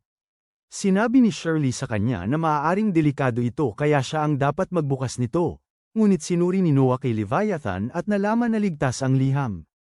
Naglalaman ito ng napakasikretong impormasyon na may pinaplano ang mga natitirang rebelde, at napagtanto ni Noah kung sino ang nakakuha ng impormasyong ito para sa kanya. Sigurado siya na ang kabalyerong nagtaya ng kanyang buhay kanina upang babalaan siya tungkol sa rebelyon ay tiyak na nasa kanyang misyon pa rin. At sina Zoe at Shirley ay humanga sa kanyang katapatan at dedikasyon. Gayunpaman, iniisip ni Noah na mas tanga ang kabalyero kaysa matapang, dahil ang pagiging especially iya ay hindi madali ng walang tamang pagsasanay. Agad niyang kinausap si Henry para asikasuhin ang bagay na ito at pigilan ang kabalyero, ngunit nang makakuha siya ng sagot mula sa kanyang nakatatandang kapatid, nakaramdam si Noah ng bigat ng pagkakasala dahil nagkatotoo ang pinakamasahol niyang takot. Ang nagpapanggap na especially iya ay nahuli ng mga rebelde at sinaktan at pinilit na magsalita, ngunit tumanggi siyang magsalita. Sa kabutihang palad, nasagip siya ng mga tauhan ni Henry mula sa panganib bago niya tuluyang mawala ang kanyang buhay, ngunit siya ay nasa kritikal pa rin. Iniisip ni Noah na lahat ng ito ay kasalanan niya dahil kung mayroon siyang matibay na network ng intelihensya, hindi malalagay sa panganib ang buhay ng kabalyero. Agad niyang ipinadala si Zoe upang ayusin ang pinakamahusay na medikal na pangangalaga para sa kabalyero dahil hindi niya maaaring hayaang mamatay ang isang tapat na tao. Kinabukasan, pumunta si Noah sa palengke at isinama si Shirley bilang kanyang gwardiya. Patuloy siyang nagagambala ng mga tindahan dahil ang mga bagay na ganoon ay wala sa kanyang maliit na nayon. Pinaalalahanan siya ni Noah na maging alerto sa lahat ng oras dahil siya ay naka-duty, at sinubukan ni Shirley ang kanyang makakaya upang baliwalain ang anumang abala. Tinanong niya si Noah kung nandito ba siya upang bumili ng isang bagay, at sumagot siya na gusto niyang bumili ng regalo para kay Henry. Para sagipin ang kabalyero, pumunta si Noah sa isang magarang tindahan ng regalo at tinanong ang mga ngalakal doon para sa isang bagay na nababagay sa isang prinsipe. Agad na inilabas ng mga ngalakal ang ilang bihirang alahas at iba pang mamahaling bagay na nakapagpatulala kay Shirley, ngunit hindi talaga interesado si Noah sa lahat ng iyon. Napansin niya ang isang bagay na nakatakip ng tela at hiniling sa tindero na ipakita ito sa kanya. Agad na inalis ng mga ngalakal ang tela upang ibunyag ang isang magandang estatwa ng Diyosa na gawa sa salamin. Nabighani si Noah sa ganda ng estatwa at tinanong ang mga ngalakal kung posible pa nga bang gumawa ng ganoong disenyo na napakadetalyado. Ng salamin, sumagot ang mga ngalakal na ang estatwang ito ay gawa ng isang maalamat na manggagawa na matagal nang pumanaw. Ang sining ng paggawa ng ganoong detalyadong eskulturang salamin ay naglaho kasama ng lalaki, at sa kasalukuyan, dalawa lamang ang ganoong estatwa sa mundo. Agad binili ni Noah ang estatwa para kay Henry at binigyan ang mga ngalakal ng $10,000 kasama ang karagdagang bonus sa pagdadala ng ganoong kamanghamanghang bagay sa kanya. Sakto noon, dumating din doon ang ikawalong prinsipe na si Oscar at lubos siyang nagulat nang makita si Noah doon. Sabi niya ay narito siya upang maghanap ng kung anong kawili-wili nang biglang mapako ang kanyang mga mata sa estatwang salamin. Agad niya nakilala ang estatwa at ang gumawa nito, sinasabing hindi niya inasahan na mahahanap ng mga ngalakal ang pangalawa. Tinanong ni Noah kung alam niya kung nasaan ang unang estatwa, at sumagot si Oscar na nasa kanya ito. Pagkarinig nito, hinablat niya ang estatwa at binasag ito sa lupa, na ikinagulat ng lahat. Sinabi ni Noah sa mga ngalakal na kumalma dahil makukuha pa rin niya ang bayad at karagdagang pera para sa mga gastos sa paglilinis. Sinabi niya na malaki ang pagkakaiba sa pagitan ng pagkakaroon ng dalawang kopya ng isang likhang sining at ang maging nag-iisang piraso, at yun ang kanyang pinupuntirya. Sinabi niya sa mga ngalakal, upang ikalat ang balita na ang pangalawang estatwa ng Diyosa na kanyang natagpuan ay nasira, at ngayon ay isa na lang ang natitira sa mundo. Ito ay magpapataas ng husto sa halaga ng estatwa ni Oscar, at ang ikawalong prinsipe ay namangha sa katalinuhan ni Noah. Di nagtagal pagkatapos niyon, umuwi si Noah at tiyak na nagkomento na simula nang magsimula siyang paglingkuran, sunod-sunod ang natatanggap niyang sorpresa. Ikinatwiran niya na hindi niya maintindihan kung bakit sinira ni Noah ang napakahalagang estatwa na iyon, at sumagot siya na isa lamang itong bagay at ang mga bagay ay hindi kailanman magiging tunay na kayamanan. Sabi ni Noah na ang tunay na kayamanan ay ang mga kaibigang nakakasama natin sa way, at pati na rin ang mga taong handang isugal ang kanilang buhay para sa kanya. Ito ay lalong totoo sa kanyang sitwasyon dahil ang kanyang mga stats ay tumataas batay sa kanyang relasyon sa mga taong nakapaligid sa kanya. At ang paggawa ng isang malaking pabor kay Oscar ay nagbigay sa kanya ng malaking pag-angat. Namangha si Shirley sa kanyang ideolohiya, at pagkatapos ay sinabi ni Noah sa kanya na bahagi rin siya ng kanyang kayamanan. Nagpatuloy ang buhay ni Noah bilang isang henyong prinsipe pagkatapos nito, at 6 na taon ang lumipas ng mabilis, at ang 12 taong gulang na prinsipe ay handa na para sa mga bagong hamon at oportunidad. Si Noah ay nakaupo mag-isa sa mesa ng almusal habang pinagsisilbihan siya ni Zoe, ngunit ang kanyang nakatuon ang atensyon sa bagong katulong na si Jiggy na abalang nakatingin sa labas ng bintana. Tinatanong siya ni Noah kung may gumugulo sa kanya, at sinasagot niya na ang pila ng mga taong nagdadala ng kanyang regalo sa kaarawan ay napakarami pa rin kahit pagkatapos ng 3 araw. Nauunawaan ni Noah kung bakit labis itong ikinagulo ng isip ng kanyang bagong katulong at sinabi sa kanya ni Zoe na noong nakaraang taon, patuloy ang pagdating ng mga regalo sa loob ng isang buong linggo. Nagulantang si Jiggy nang marinig yun, at ipinaliwanag ni Noah na hindi niya basta-basta matatanggap ang mga regalo at tapos na ang lahat. Kailangan niyang maingat na gumawa ng listahan ng bawat regalo at ang nagpadala nito na hindi madaling trabaho. Kaya naman may isa siyang pinagkakatiwalaang katulong, si Evelyn, na gumaganap ng gawain, at makakapagpahinga siya dahil sa kanya. Matapos niyang tapusin ang almusal, nagtungo si Noah sa punong tanggapan ng Ministry ng Ugnayang Militar dahil ang emperador mismo ang nagtalaga sa kanya upang magtrabaho roon. Narating niya ang silid ng ministro ng Ugnayang Militar na walang iba kundi ang ika-4 na Prinsipe Henry. Sinalubong nina Henry at ng isang kabalyero si Noah bago sila dumiretso sa usapan. Sinabi ni Henry na nakatanggap sila ng utos ng emperador na magpadala ng hukbo sa ilalim ng pamumuno ni Kapitan Caballero Reyes upang sugpuin ang isang paghihimagsik sa katimugang bahagi ng kanilang imperyo. Ang mga barbarong naghihimagsik laban sa kanila ay labis na kumpiyansa at walang awa, at iyon ang dahilan kung bakit plano nilang talunin sila ng buong lakas. Ngunit gusto ni Henry ang opinyon ni Noah tungkol doon bago kumilos. Ang plano niya ay makatwiran kay Noah na tumingin kay Reyes, na direktang tauhan ni Henry at isang kabalyero na ilang beses nang napatunayan ang kanyang husay sa larangan ng digmaan. Naniniwala si Noah na mapagkakatiwalaan nila si Reyes para sa misyon, ngunit bago iyon, tinanong niya lang siya ng isang katanungan tungkol sa kung gaano karaming sundalo ang talagang isasama niya. Nagsimulang pagpawisan ang kabalyero at nag-atubiling sumagot na ikinagalit ni Henry, at agad siyang humingi ng paliwanag. Napasubasub si Reyes sa lupa at humingi ng tawad, ngunit pinakalma ni Noah si Henry, na sinasabing hindi naman seryoso ang lahat. Ipinaalala niya kay Henry na ang mga general sa digmaan ay tumatanggap ng pondo mula sa korteng imperial depende sa bilang ng mga sundalong kasama nila, ngunit ang ilang general ay nagsasama ng mga mangangalakal at iba pang katulong kapag gumagawa ng listahan upang makakuha ng mas maraming pondo na maaari nilang ibulsa para sa sarili.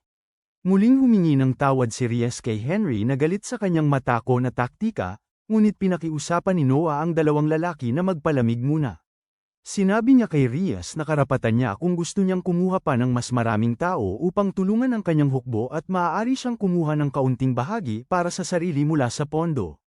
Napagtanto rin ni Henry na kung irerehistro nila ang mga hindi sundalo, maaari silang magyabang tungkol sa pagkakaroon ng mas malaking hukbo kaysa sa meron sila, na siyang tatakat sa kanilang mga kaaway.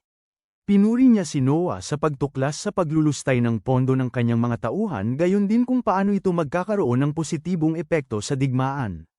Gayunpaman, sinabi ni Noah sa kanya na hindi nila maaaring gamitin ang pamamaraang ito para dayain ang kanilang kaaway sa pagkakataong ito dahil iniutos ng emperador na magkaroon sila ng walang bahid na tagumpay, at hindi sila maaaring magkaroon ng anumang pagkakamali. Tinatanong niya si Reyes kung ilang hindi sundalo ang inirehistro niya para sa digmaan at ang takot na kabalyero ay sumagot na nagdagdag siya ng humigit kumulang 2,000 hindi sundalo. Iniutusan siya ni Noah na mabilis na kumuha ng kaparehong bilang ng mga tunay na sundalo at walang ibang pagpipilian si Reyes kundi tanggapin ang kanyang utos. Pagkatapos niyan, sumulat si Noah ng isang tala para sa Ministry of Finance at sinabi kay Reyes na ibigay ito sa kanila. Ang sulat ay magbibigay sa kanya ng pondo na katumbas ng 2,000 sundalo para sa iba't ibang layunin at pwedeng itago ni Reyes ang lahat ng perang yun para sa kanyang sarili. Hindi maintindihan ng kapitan ng mga kabalyero kung bakit siya nakakakuha ng pera sa pagiging tuwoli, ngunit malamig na sinabi sa kanya ni Noah na kapalit ng dagdag na perang ito, dapat siyang maghatid ng perpektong tagumpay. Humanga si Henry sa kung paano ginagamit ni Noah ang bawat posibleng paraan upang mag-udyok sa kanyang mga tauhan at habang pabalik sila sa bahay, tinanong niya ang kanyang nakababatang kapatid kung hindi pa siya nakakaranas ng digmaan. Pinagtibay ni Noah at tiningnan ang kanyang mga stats na nasa level 1 pa rin dahil hindi pa siya nakikipaglaban sa isang tunay na labanan. Sa imperyo, karamihan sa mga batang royal ay maagang pumanaw at kahit na ang opisyal na dahilan ay laging isang uri ng sakit, nawawala ang kanilang buhay dahil sa masamang balak ng ibang miyembro ng royal family na nagnanais ng mas maraming kapangyarihan. Kaya naman, ang lahat ng batang royal ay itinuturing na napakahalaga at hindi sila nakikipaglaban hanggang sa sila ay maging matatanda, maliban na lamang kung direktang inutusan sila ng emperador. Sinabi ni Henry kay Noah na siya ay 12 na at dapat siyang makakuha ng karanasan sa tunay na pakikipaglaban. Sumagot si Noah na pupunta siya kaagad sa labanan pagka nag-uutos ang emperador at sinabi ni Henry na hindi siya mahihirapan dahil mayroon siyang gamit na maalamat na espadang mahika. Maya-maya, biglang huminto ang karwahe ni Henry nang may tumakbong babae sa harap nito. Nagmamakaawa siya na may sumagip sa kanya at di kalaunan, lumabas din mula sa madilim na eskinita ang ilang bata. Sa likod nila ay may mga salarin na gustong dakpin sila at dalhin sa isang isla na may masamang balakin. Dinakip nila ang mga babae at sinubukan silang isama ng lumabas si Noah at inutusan silang huminto. Hindi na malaya ng mga salarin kung sino ang kinakausap nila at sinabi nila kay Noah na bumalik at uminom ng gatas ng kanyang nanay. Si Noah ay hindi na bahala sa kanilang walang kwenta na mga panlalait at tinanong ang kanilang registration number dahil ang hindi rehistradong pangangalakal ng tao ay ilegal sa imperyo. Gumamit ng dahas ang mga bugoy nang tanungin sila ngunit mabilis na ipinatawag ni Noah si Leviathan at pinabagsak sila, pinatulog sila nang hindi naman pinapatay. Lahat ay humanga sa kanyang kakayahan kahit hindi nila siya lubos na kilala. Lumapit si Noah sa mga bata upang aliwin sila. Nang biglang, isang payat na matandang lalaki ang lumabas mula sa anino at binati siya.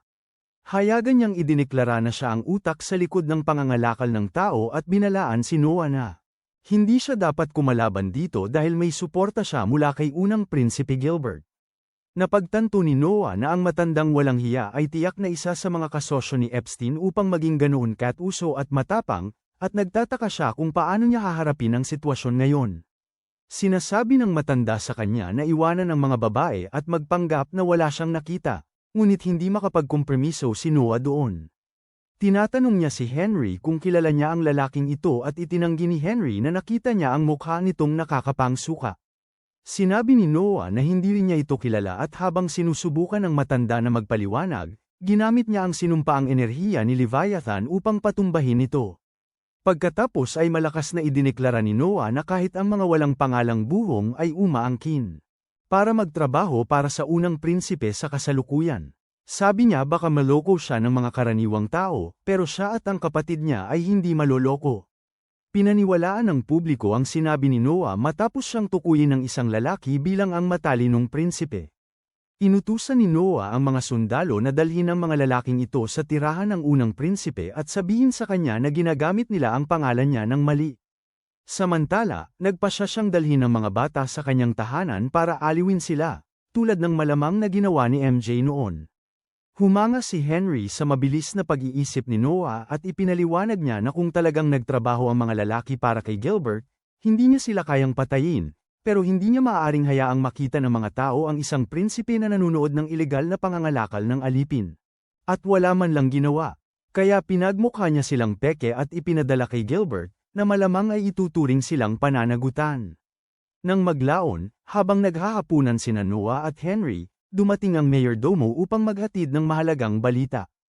Tinanong siya ni Henry kung ano ang nangyari at sumagot si Noah na may mensahero mula kay unang Prinsipe Gilbert na dumating upang maghatid ng mensahe tungkol sa mga masasamang loob na kanilang nahuli. Nagpasalamat si Gilbert sa kanila sa paghuli sa mga peking gumamit ng kanyang pangalan at sinabing inihahanda niya ang mga ito upang ipadala sa korte para sa kaukulang parusa, ngunit nawalan sila ng buhay matapos uminom ng lason. Alam ni Noah na ang kanyang kalokohan at pinatahimik ni Gilbert ang mga lalaking iyon. Tinanong niya si Henry kung talagang pinapatakbo ni Gilbert ang isang iligal na negosyo ng pangangalakal ng tao, at kinumpirma naman niya, sinasabing si Gilbert ay namumuhay ng marangya at walang pakundangang nagtatapo ng pera, kaya mayroon siyang mga iligal na negosyo. Hindi masisisi ni Noah ang kanyang panganay na kapatid sa pagtatapo ng pera dahil sa kabila ng pagiging unang prinsipe ay anak siya ng isang kirida at hindi maaaring maging susunod na emperador. Iniisip ni Noah na ang pangangalakal ng tao at mga pribadong ari-arian na pag-aari niya ay pabalat bunga lamang para sa isang bagay na mas masama, at nagulat si Henry sa bilis ng pagkakaintindi nito ng kanyang 12 taong gulang na kapatid.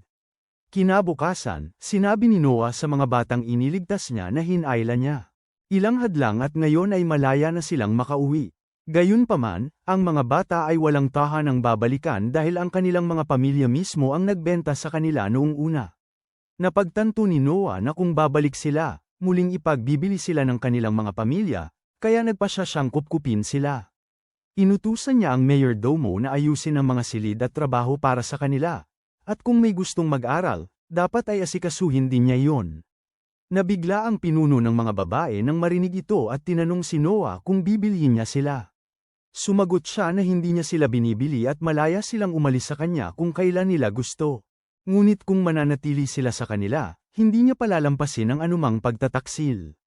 Sinabihan sila ng mayordomo na pasalamatan si Noah at pagkatapos ay isinama sila.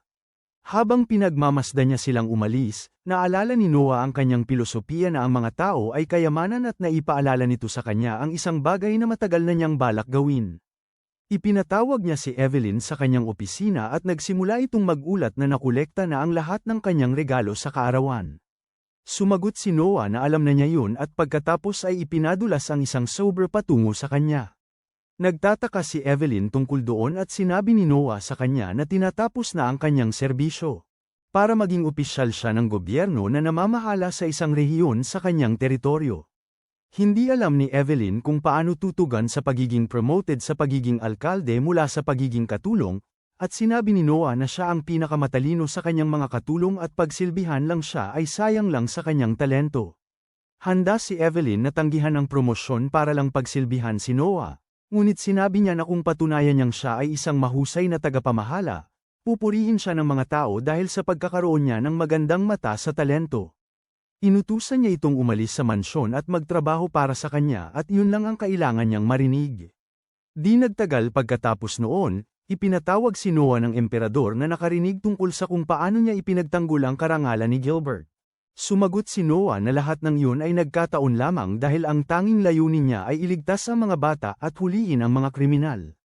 Napagtanto niya na iniulat ni Gilbert ang usapin sa emperador mismo upang maiwasan ang anumang ganting salakay at upang lumabas ding inosente sa harap ng lahat. Sinabi naman ng emperador na nakalulungkot na mayroon pa ring ganoong karuruming kriminal na malayang gumagala sa mundong ito.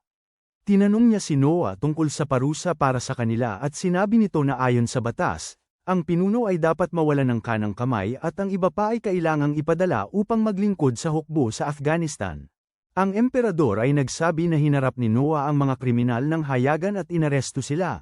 Ngunit kung siya ang nasa posisyon, nagpanggap sana siya at nagpabugbog sa mga kriminal para mahuli sila sa akto. Nagbiro ang punong ministro na yun ay isang krimen laban sa pamilyang imperial at ang mga kriminal ay bibitayin. At habang nagtatawanan ng lahat, nagpasya si Noah na iwasto ang kanilang sinasabi. Sinabi niya na kung nagpapanggap ang emperador at hindi alam ng kriminal kung sino ang kanyang sinasaktan, ito ay isang simpleng pananakit at hindi isang krimen laban sa pamilyang imperial. Natahimik ang buong korte nang marinig ito at naramdaman ni Noah na samobra siya sa pagwawasto sa punong ministro sa isang haka-haka. Gayunpaman, bago pa siya makapaghingi ng tawad, tumawa ang emperador at sinabi sa punong ministro na panalo siya sa pastahan.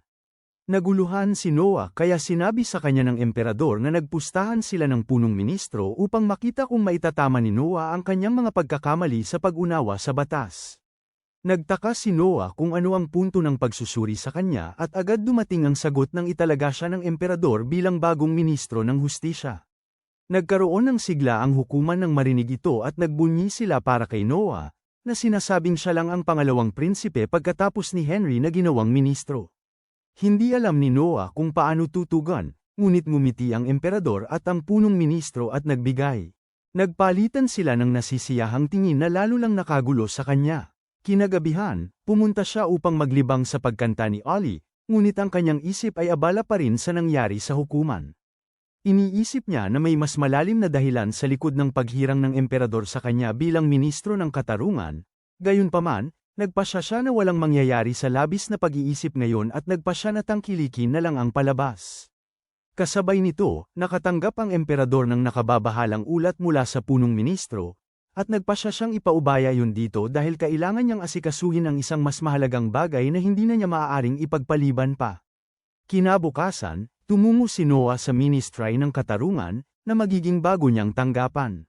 Binuksan ni Shirley ang pinto ng karawahe at lumakad si Noah sa harap ng mga empleyado ng Ministeryo ng Hustisya na sabik na naghihintay sa kanya. Pagdating niya sa kanyang opisina, sinalubong siya ng vice-ministro na si Viney, at naisip ni Noah na marahil ay lubos siyang matalino at masipag kung narating niya ang posisyong ito sa ganoong kabataang edad. Tinanong siya ni Noah tungkol sa description ng trabaho ng ministro ng hustisya, at sinabi ni Viney na mayroon siyang dalawang pangunahing tungkulin. Ang unang tungkulin ay mag-ugnay sa lahat ng hukuman sa buong imperyo ng Mir, at ang pangalawang tungkulin ay direktang asikasuhin ang mga seryosong krimen tulad ng paghihimagsik na nangyari sa kanyang teritoryo 6 na taon na ang nakalipas. Tinanong ni Noah si Viney kung siya rin ay gumaganap bilang hukom sa ilang kaso, at pinatunayan niya. Ang susunod na tanong ni Noah ay nakagulat sa kanya habang tinatanong niya ang biseministro kung gaano karaming pera ang natatanggap niya sa mga suhol taon-taon. Pinagpawisan si Viney habang itinanggi niya na kailanman ay tumanggap siya ng suhol, ngunit sinabi ni Noah sa kanya na ayos lang sa kanya, at gusto lang niyang malaman kung gaano karaming pera ang kinikita niya. Nangako siya na kakalimutan niya ang lahat ng tungkol dito kapag umalis na sila sa silid at nagpa siya si Viney na pagtiwalaan siya. Ipinahayag niya na hindi siya kasing kurakot ng ibang opisyal dito, kaya halos hindi siya tumatanggap ng mahigit $1,000 na suhol taon-taon. Samantala, ang mga taong nagtatrabaho sa ilalim niya ay kumukuha ng 10 beses na mas maraming suhol kaysa sa kanya, ngunit hindi niya sila masabayan dahil sa isang patakaran na ipinataw niya sa kanyang sarili. Sinasabi niya kay Noah na hindi siya tumatanggap ng suhol sa mga kaso ng pagpatay dahil napakadaling malantad ang mga ito, at kung ang nagbibintang ay isang marahas na tao rin, baka siya mismo ang maging biktima. Bilang pagtatapos ng kanyang pahayag, idineklara ni Viney na tumatanggap lamang siya ng suhol sa mga kasong maaaring pumunta sa alinmang direksyon. Nang marinig ito, agad siyang sinulatan ni Noah ng bagong payslip na nagbibigay siya ng taunang sahod na $5,000 na 10 beses ng halaga ng kinikita niya mula sa suhol sa isang taon. Nagulat si Viney nang makita ito, at sinabi ni Noah sa kanya na kapalit nito, hindi siya tatanggap ng anumang suhol habang nagtatrabaho siya rito. Ngayon ay naintindihan na ni Viney kung bakit ginawa ng emperador ang isang 12 taong gulang na bata na ministro ng hustisya. Tinanggihan niya ang dagdag sahod, sinabi kay Noah na hihinto na siya sa pagtanggap ng suhol kahit wala ang insentibong ito. Nangako siyang magtatrabaho ng tapat para sa adhikain ni Noah mula ngayon, at kahit medyo nagdududa si Noah sa kanyang mga lihim na motibo, nakakuha siya ng medyo malaking pagtaas ng stat mula. Ginawa siyang alagad, kaya tinanggap niya ito bilang kanyang tapat na tauhan. Nang gabing yun, nagdao si Oscar ng isang marangyang salo-salo sa kanyang hardin upang batiin si Noah sa pagiging ministro. Nagpasalamat si Noah sa kanya para sa salo-salo at sumagot si Oscar na lubos siyang natutuwa na si Noah ang naging pangalawang prinsipe-ministro pagkatapos ni Henry sa 50 taong paghahari ng kanilang ama. Nagtanong si Noah kung may dahilan ba kung bakit siya ginawa ng kanilang ama na ministro ng hustisya, at casual na sumagot si Oscar na lubos siyang pinapaboran ng emperador. Hindi makakaila si Noah doon, dahil nakamit ni Henry ang iba't ibang kabayanihan sa larangan ng digmaan upang maging ministro ng militar. Sa kabilang banda, wala pa siyang nagagawa na sa tingin niya ay karapat-dapat siyang maging ministro ng hustisya. Gayunpaman, may iba pang bumabagabag sa kanya. Tinanong niya si Oscar kung natatandaan nito ang kwento kung paano muntik nang masira ang kanilang imperyo dahil sa panloob na puwersa. Naalala ni Oscar ang kwento at ang dahilan sa likod nito ay dahil ang prinsipe ng korona ay dating napagdedesisyonan sa kapanganakan, at ang iba pang mga prinsipe ay hindi na nag-abala pang sumubok. Nagsimula silang mamuhay ng puno ng kalayawan at sinayang ang pananalapi ng imperyo habang lumilikha ng mga problema, kaya binago ng emperador ang sistema.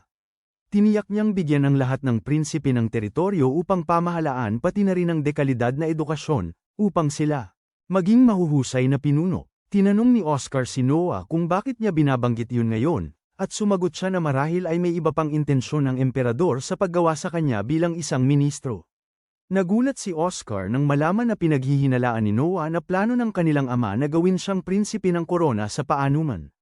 Bigla siyang tumayo mula sa kanyang kinauupuan, na naging sanhi ng paghinto ng selebrasyon, at sa sandaling iyon, dumating ang kanyang butler upang maghatid ng mensahe. Ang mensaheng yun ay nagpatahimik kay Oscar at sinabi niya kay Noah na tama ang kanyang teorya. Kagagaling lang niya sa kaalaman na gagawin siyang ministro ng pananalapi ng emperador bukas. At marahil ay ginagawa niya ang lahat ng ito upang puwersahin si Albert na pagbutihin ang kanyang laro. Sa ibang bahagi ng lungsod, isang grupo ng mga bantay ng hari ang sumalakay sa isang gusali at dinakip ang isang ministro at ang kanyang mga kasabwat na nagbabalak ng komplohin laban sa emperador. Ibinrief ng punong ministro ang emperador tungkol dito, sinasabing inamin ng ministro na sinusubukan niyang pilitin ang hari na magbitiw upang ang prinsipe ng korona na si Albert ay makaupo sa trono. Nauunawaan ng emperador na si Albert ay naging prinsipe ng korona sa loob ng 30 mahabang taon, at dapat niyang maramdaman na panahon na para siya ay maupo sa royal na upuan. Gayunpaman, walang ebidensya na siya ay kasangkot sa sabuatan na ito. At wala nang magagawa ang emperador sa kanya. Tinatanong niya pagkatapos ang punong ministro tungkol sa usapin kay Oscar at nalaman na may ideya na si Oscar sa mangyayari. Nagulat ang emperador sa narinig, ngunit nang marinig niyang kasama niya si Noah, agad niyang ibinigay ang kredito sa pagkabunyag ng kanyang plano sa bunsong prinsipe. Sinabi niya na ang kanyang mga panganay na anak, sina Gilbert at Albert, ay hindi sapat ang kakayahan para pamunuan ang bansang ito, at ang kanyang pag-asa ay nasa kina Henry, Oscar at Noah. Masaya siya sa sinuman sa kanila na uupo sa trono, hanggat malampasan nila ang kanyang mga pagsubok. Kinabukasan, nakatanggap si Noah ng ulat tungkol sa sabuatan laban sa emperador. At siya ang dapat umakto bilang hukom sa bagay na yun. Tinanong siya ni Viney kung ano ang dapat nilang gawin, at alam ni Noah na ang dahilan ng kanyang pag-aatubili ay ang katotohanan na lahat ay tumuturo kay Albert sa sabuatan, ngunit wala silang tunay na ebidensya laban dito. Alam ni Noah na may mga probisyon para sa mga miyembro ng imperial na pamilya na makatanggap ng magaan na sentensya, ngunit kung susubukan nilang pabagsakin ang emperador, sila ay paparusahan ng kamatayan. Gayunpaman, ang pagpaparusa ng kamatayan sa prinsipe ng korona dahil sa paghihimagsik laban sa emperador ay magpapayanig sa buong imperyo, at alam ni Noah na hindi gugustuhin yun ng kanyang ama. Nakikita niya na ayaw ng emperador. Maaaring lumabas ang pangalan ni Albert sa kaso, ngunit kung magpapatuloy ang pagtatanong, maaaring may magsumbong at magbunyag nito. Dahil sa mga naiisip, nagpasya si Noah at dumiretso sa opisina ng emperador upang sabihin sa kanya ang pasya. Sinabi niya na ang lahat ng sangkot sa sabuatan ay agad na parusahan ng kamatayan, at masaya ang emperador sa desisyong yun. Alam ni Noah na karaniwan, ang mga kriminal ay parusahan ng kamatayan sa taunang araw ng pagpapataw ng parusa ng kamatayan, ngunit magagamit niya ang kanyang kapangyarihan bilang ministro ng hustisya upang pabilisin ang proseso upang hindi lumabas ang pangalan ni Albert. Masaya ang emperador na marinig yun, at agad niyang inutusan ang kanyang lingkod na magdagdag ng $1,000 sa kay Noah na taunang sahod. Siya mismo ang pumupuri sa kanya at sinabihan siyang patuloy na gumawa ng pambihirang trabaho na tulad nito, na nagpatindi pa sa paniniwala ni Noah na ang lahat ng ito ay tungkol kay Albert. Pagkatapos nito, bumalik si Noah sa kagawaran ng katarungan kung saan tumakbo si Shirley papalapit sa kanya upang abisuhan siya tungkol sa isang emerhensya. Nakita ni Noah ang mga kabalyerong nagbabantay sa kagawaran ng katarungan na malubhang nasugatan, at isa sa kanila ay patay. Sinabi sa kanya ng isa pang kabalyero na nasa loob pa rin ang mga nanghimasok. Inutusan ni Noah si Shirley na kontakin si Henry para sa tulong, ngunit napagtanto niya na ang tiyempo ng pag-ataking ito ay kainahinala. Binago niya ang kanyang plano at sinabihan si Shirley na tipunin ang kanilang mga kaalyado at barikedahan ang ministry, hindi pinapayagan ng sinuman maliban sa kanya na makapasok o makalabas. Ikinasa niya ang Leviathan at pumasok sa loob ng gusali upang makita ang mas maraming sundalong nasawi at takot na opisyales. Sinabihan ni Noah ang lahat na magtago at di kalaunan ay nakita niya ang isa sa mga manghihimasok na sinusugatan ang isang opisyal. Sumugod siya sa manghihimasok at mabilis itong pinahinto. Sinubukan ng sumalakay na gamitin ang lason upang tapusin ang sariling buhay, ngunit ginamit ni Noah ang kanyang mga singsing na panangga upang pigilan siyang inumin ito. Sa sandaling yun, 3 pang manghihimasok ang dumating doon, at sumugod sila kay Noah, na mabilis silang napigilan sa tulong ng kanyang husay sa paggamit ng espada. Pinigilan din niya silang uminom ng lason at di nagtagal pagkatapos nyon.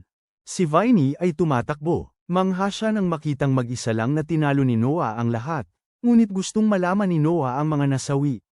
Sinabi ni Viney na maliban sa kanilang mga gwardya, patay na ang lahat ng mga rebelde na kanilang nahuli noong nakaraang araw, at kaagad na napagtanto ni Noah na ang mga lalaking ito ay mga mamamatay tao na ipinadala ni Albert upang ayusin ang kanyang mga kalat. Agad siyang naghiwa sa sarili gamit ang Leviathan na ikinagulat ni Viney. Ngunit, sinabi ni Noah na ang mga mamamatay tao ang gumawa nito at tinanong siya kung ano ang kaparusahan sa malubhang pananakit sa isang prinsipe.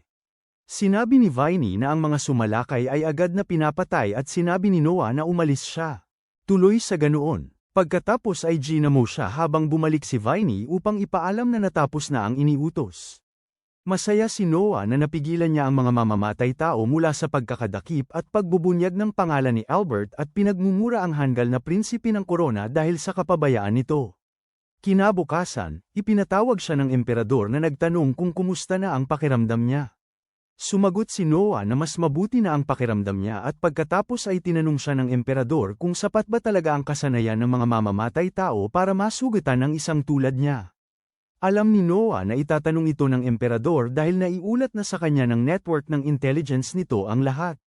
Nagsambit si Noah ng mga diplomatikong pambabala tungkol sa mindset, na mas mahalaga kaysa sa kakayahan na tanging ang hari lamang ang makakaunawa dahil nasa iisang dala sila.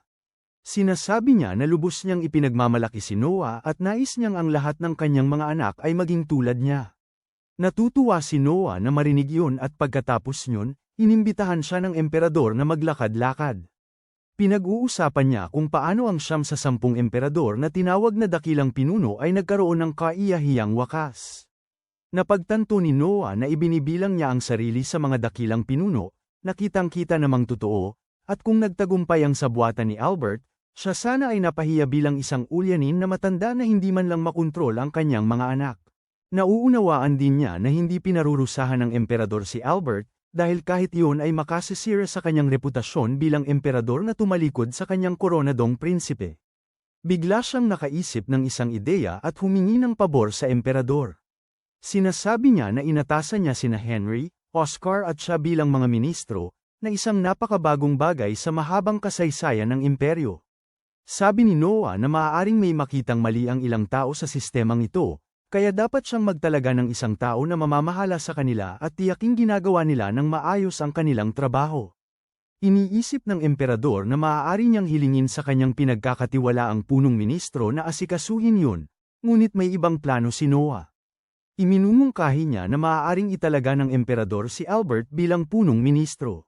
Prinsipe dahil mas mataas siya sa kanilang tatlo sa herarkiya, at maaari niya silang pangasiwaan at iugnay.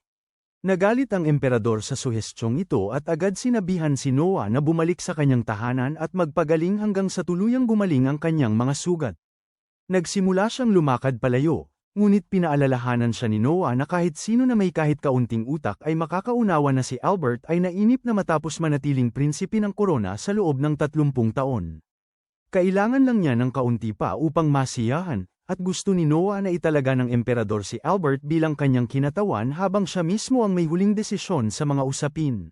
Iniisip ng emperador na bibigyan nito si Albert ng mas maraming kapangyarihan kaysa sa sinumang ministro na naroon, na hindi maganda, at maaari niyang harangan ang mahalagang bagay mula sa pagdating sa kanyang atensyon. May solusyon din si Noah para dyan. Sabi niya na kung ang lahat ng 3 ministro-prinsipe ay nararamdaman na nagkamali si Albert sa pagtanggi sa isang mahalagang bagay, maaari silang direktang umapila sa emperador mismo. Sa ganoong paraan, walang anumang tunay na kapangyarihan si Albert, ngunit magkakaroon pa rin siya ng isang titulo na magpapamukha sa kanya na mahalaga. Ang emperador ay labis na humanga sa henyong ideyang ito at pinasalamatan niya si Noah sa pagbanggit nito. Sumang-ayon siyang ipatupad ang sistemang ito sa lalong madaling panahon at pagkatapos ay ginulo ang buhok ni Noah, na nagsasabing sayang siya. Hindi isinilang ng mas maaga. Naiintindihan din ni Noah na ang kanyang ama ay isang matalinong tao na mabilis na nakaiintindi kung ano ang pinakamabuti para sa kanyang mga mamamayan, at habang tumatagal ang kanyang pamamahala, mas magiging masaya ang mga mamamayan. Idineklara naman ng emperador na nararapat si Noah ng gantimpala para sa kanyang ideya at walang halaga ng pera ang sapat. Sinabi niya sa kanyang assistant na papunta sila sa silid ng kayamanan, na puno ng mga bagay na walang kasing halaga mula sa kasaysayan ng kanilang imperyo. Naalala ng emperador kung paano kinuha ni Noah minsan ang singsing na kalasag mula sa kabang yaman, at hiniling niya rito na pumili rin ng isang bagay sa pagkakataong ito. Agad na ginamit ni Noah si Leviathan bilang isang radar upang makahanap ng mahalaga, at nakakita ng isang maliit na kahon. Nagulat ang emperador nang makita siyang pulutin yon, at pagkabukas pa lang ni Noah ng kahon, isang naglalagablab na buhawi ng apoy ang bumalat sa kanya. Ngunit dyan nagtatapos ang video na ito. Huwag kalimutang mag-like at mag-subscribe sa channel. Salamat sa panunood, at magkikita tayo sa susunod.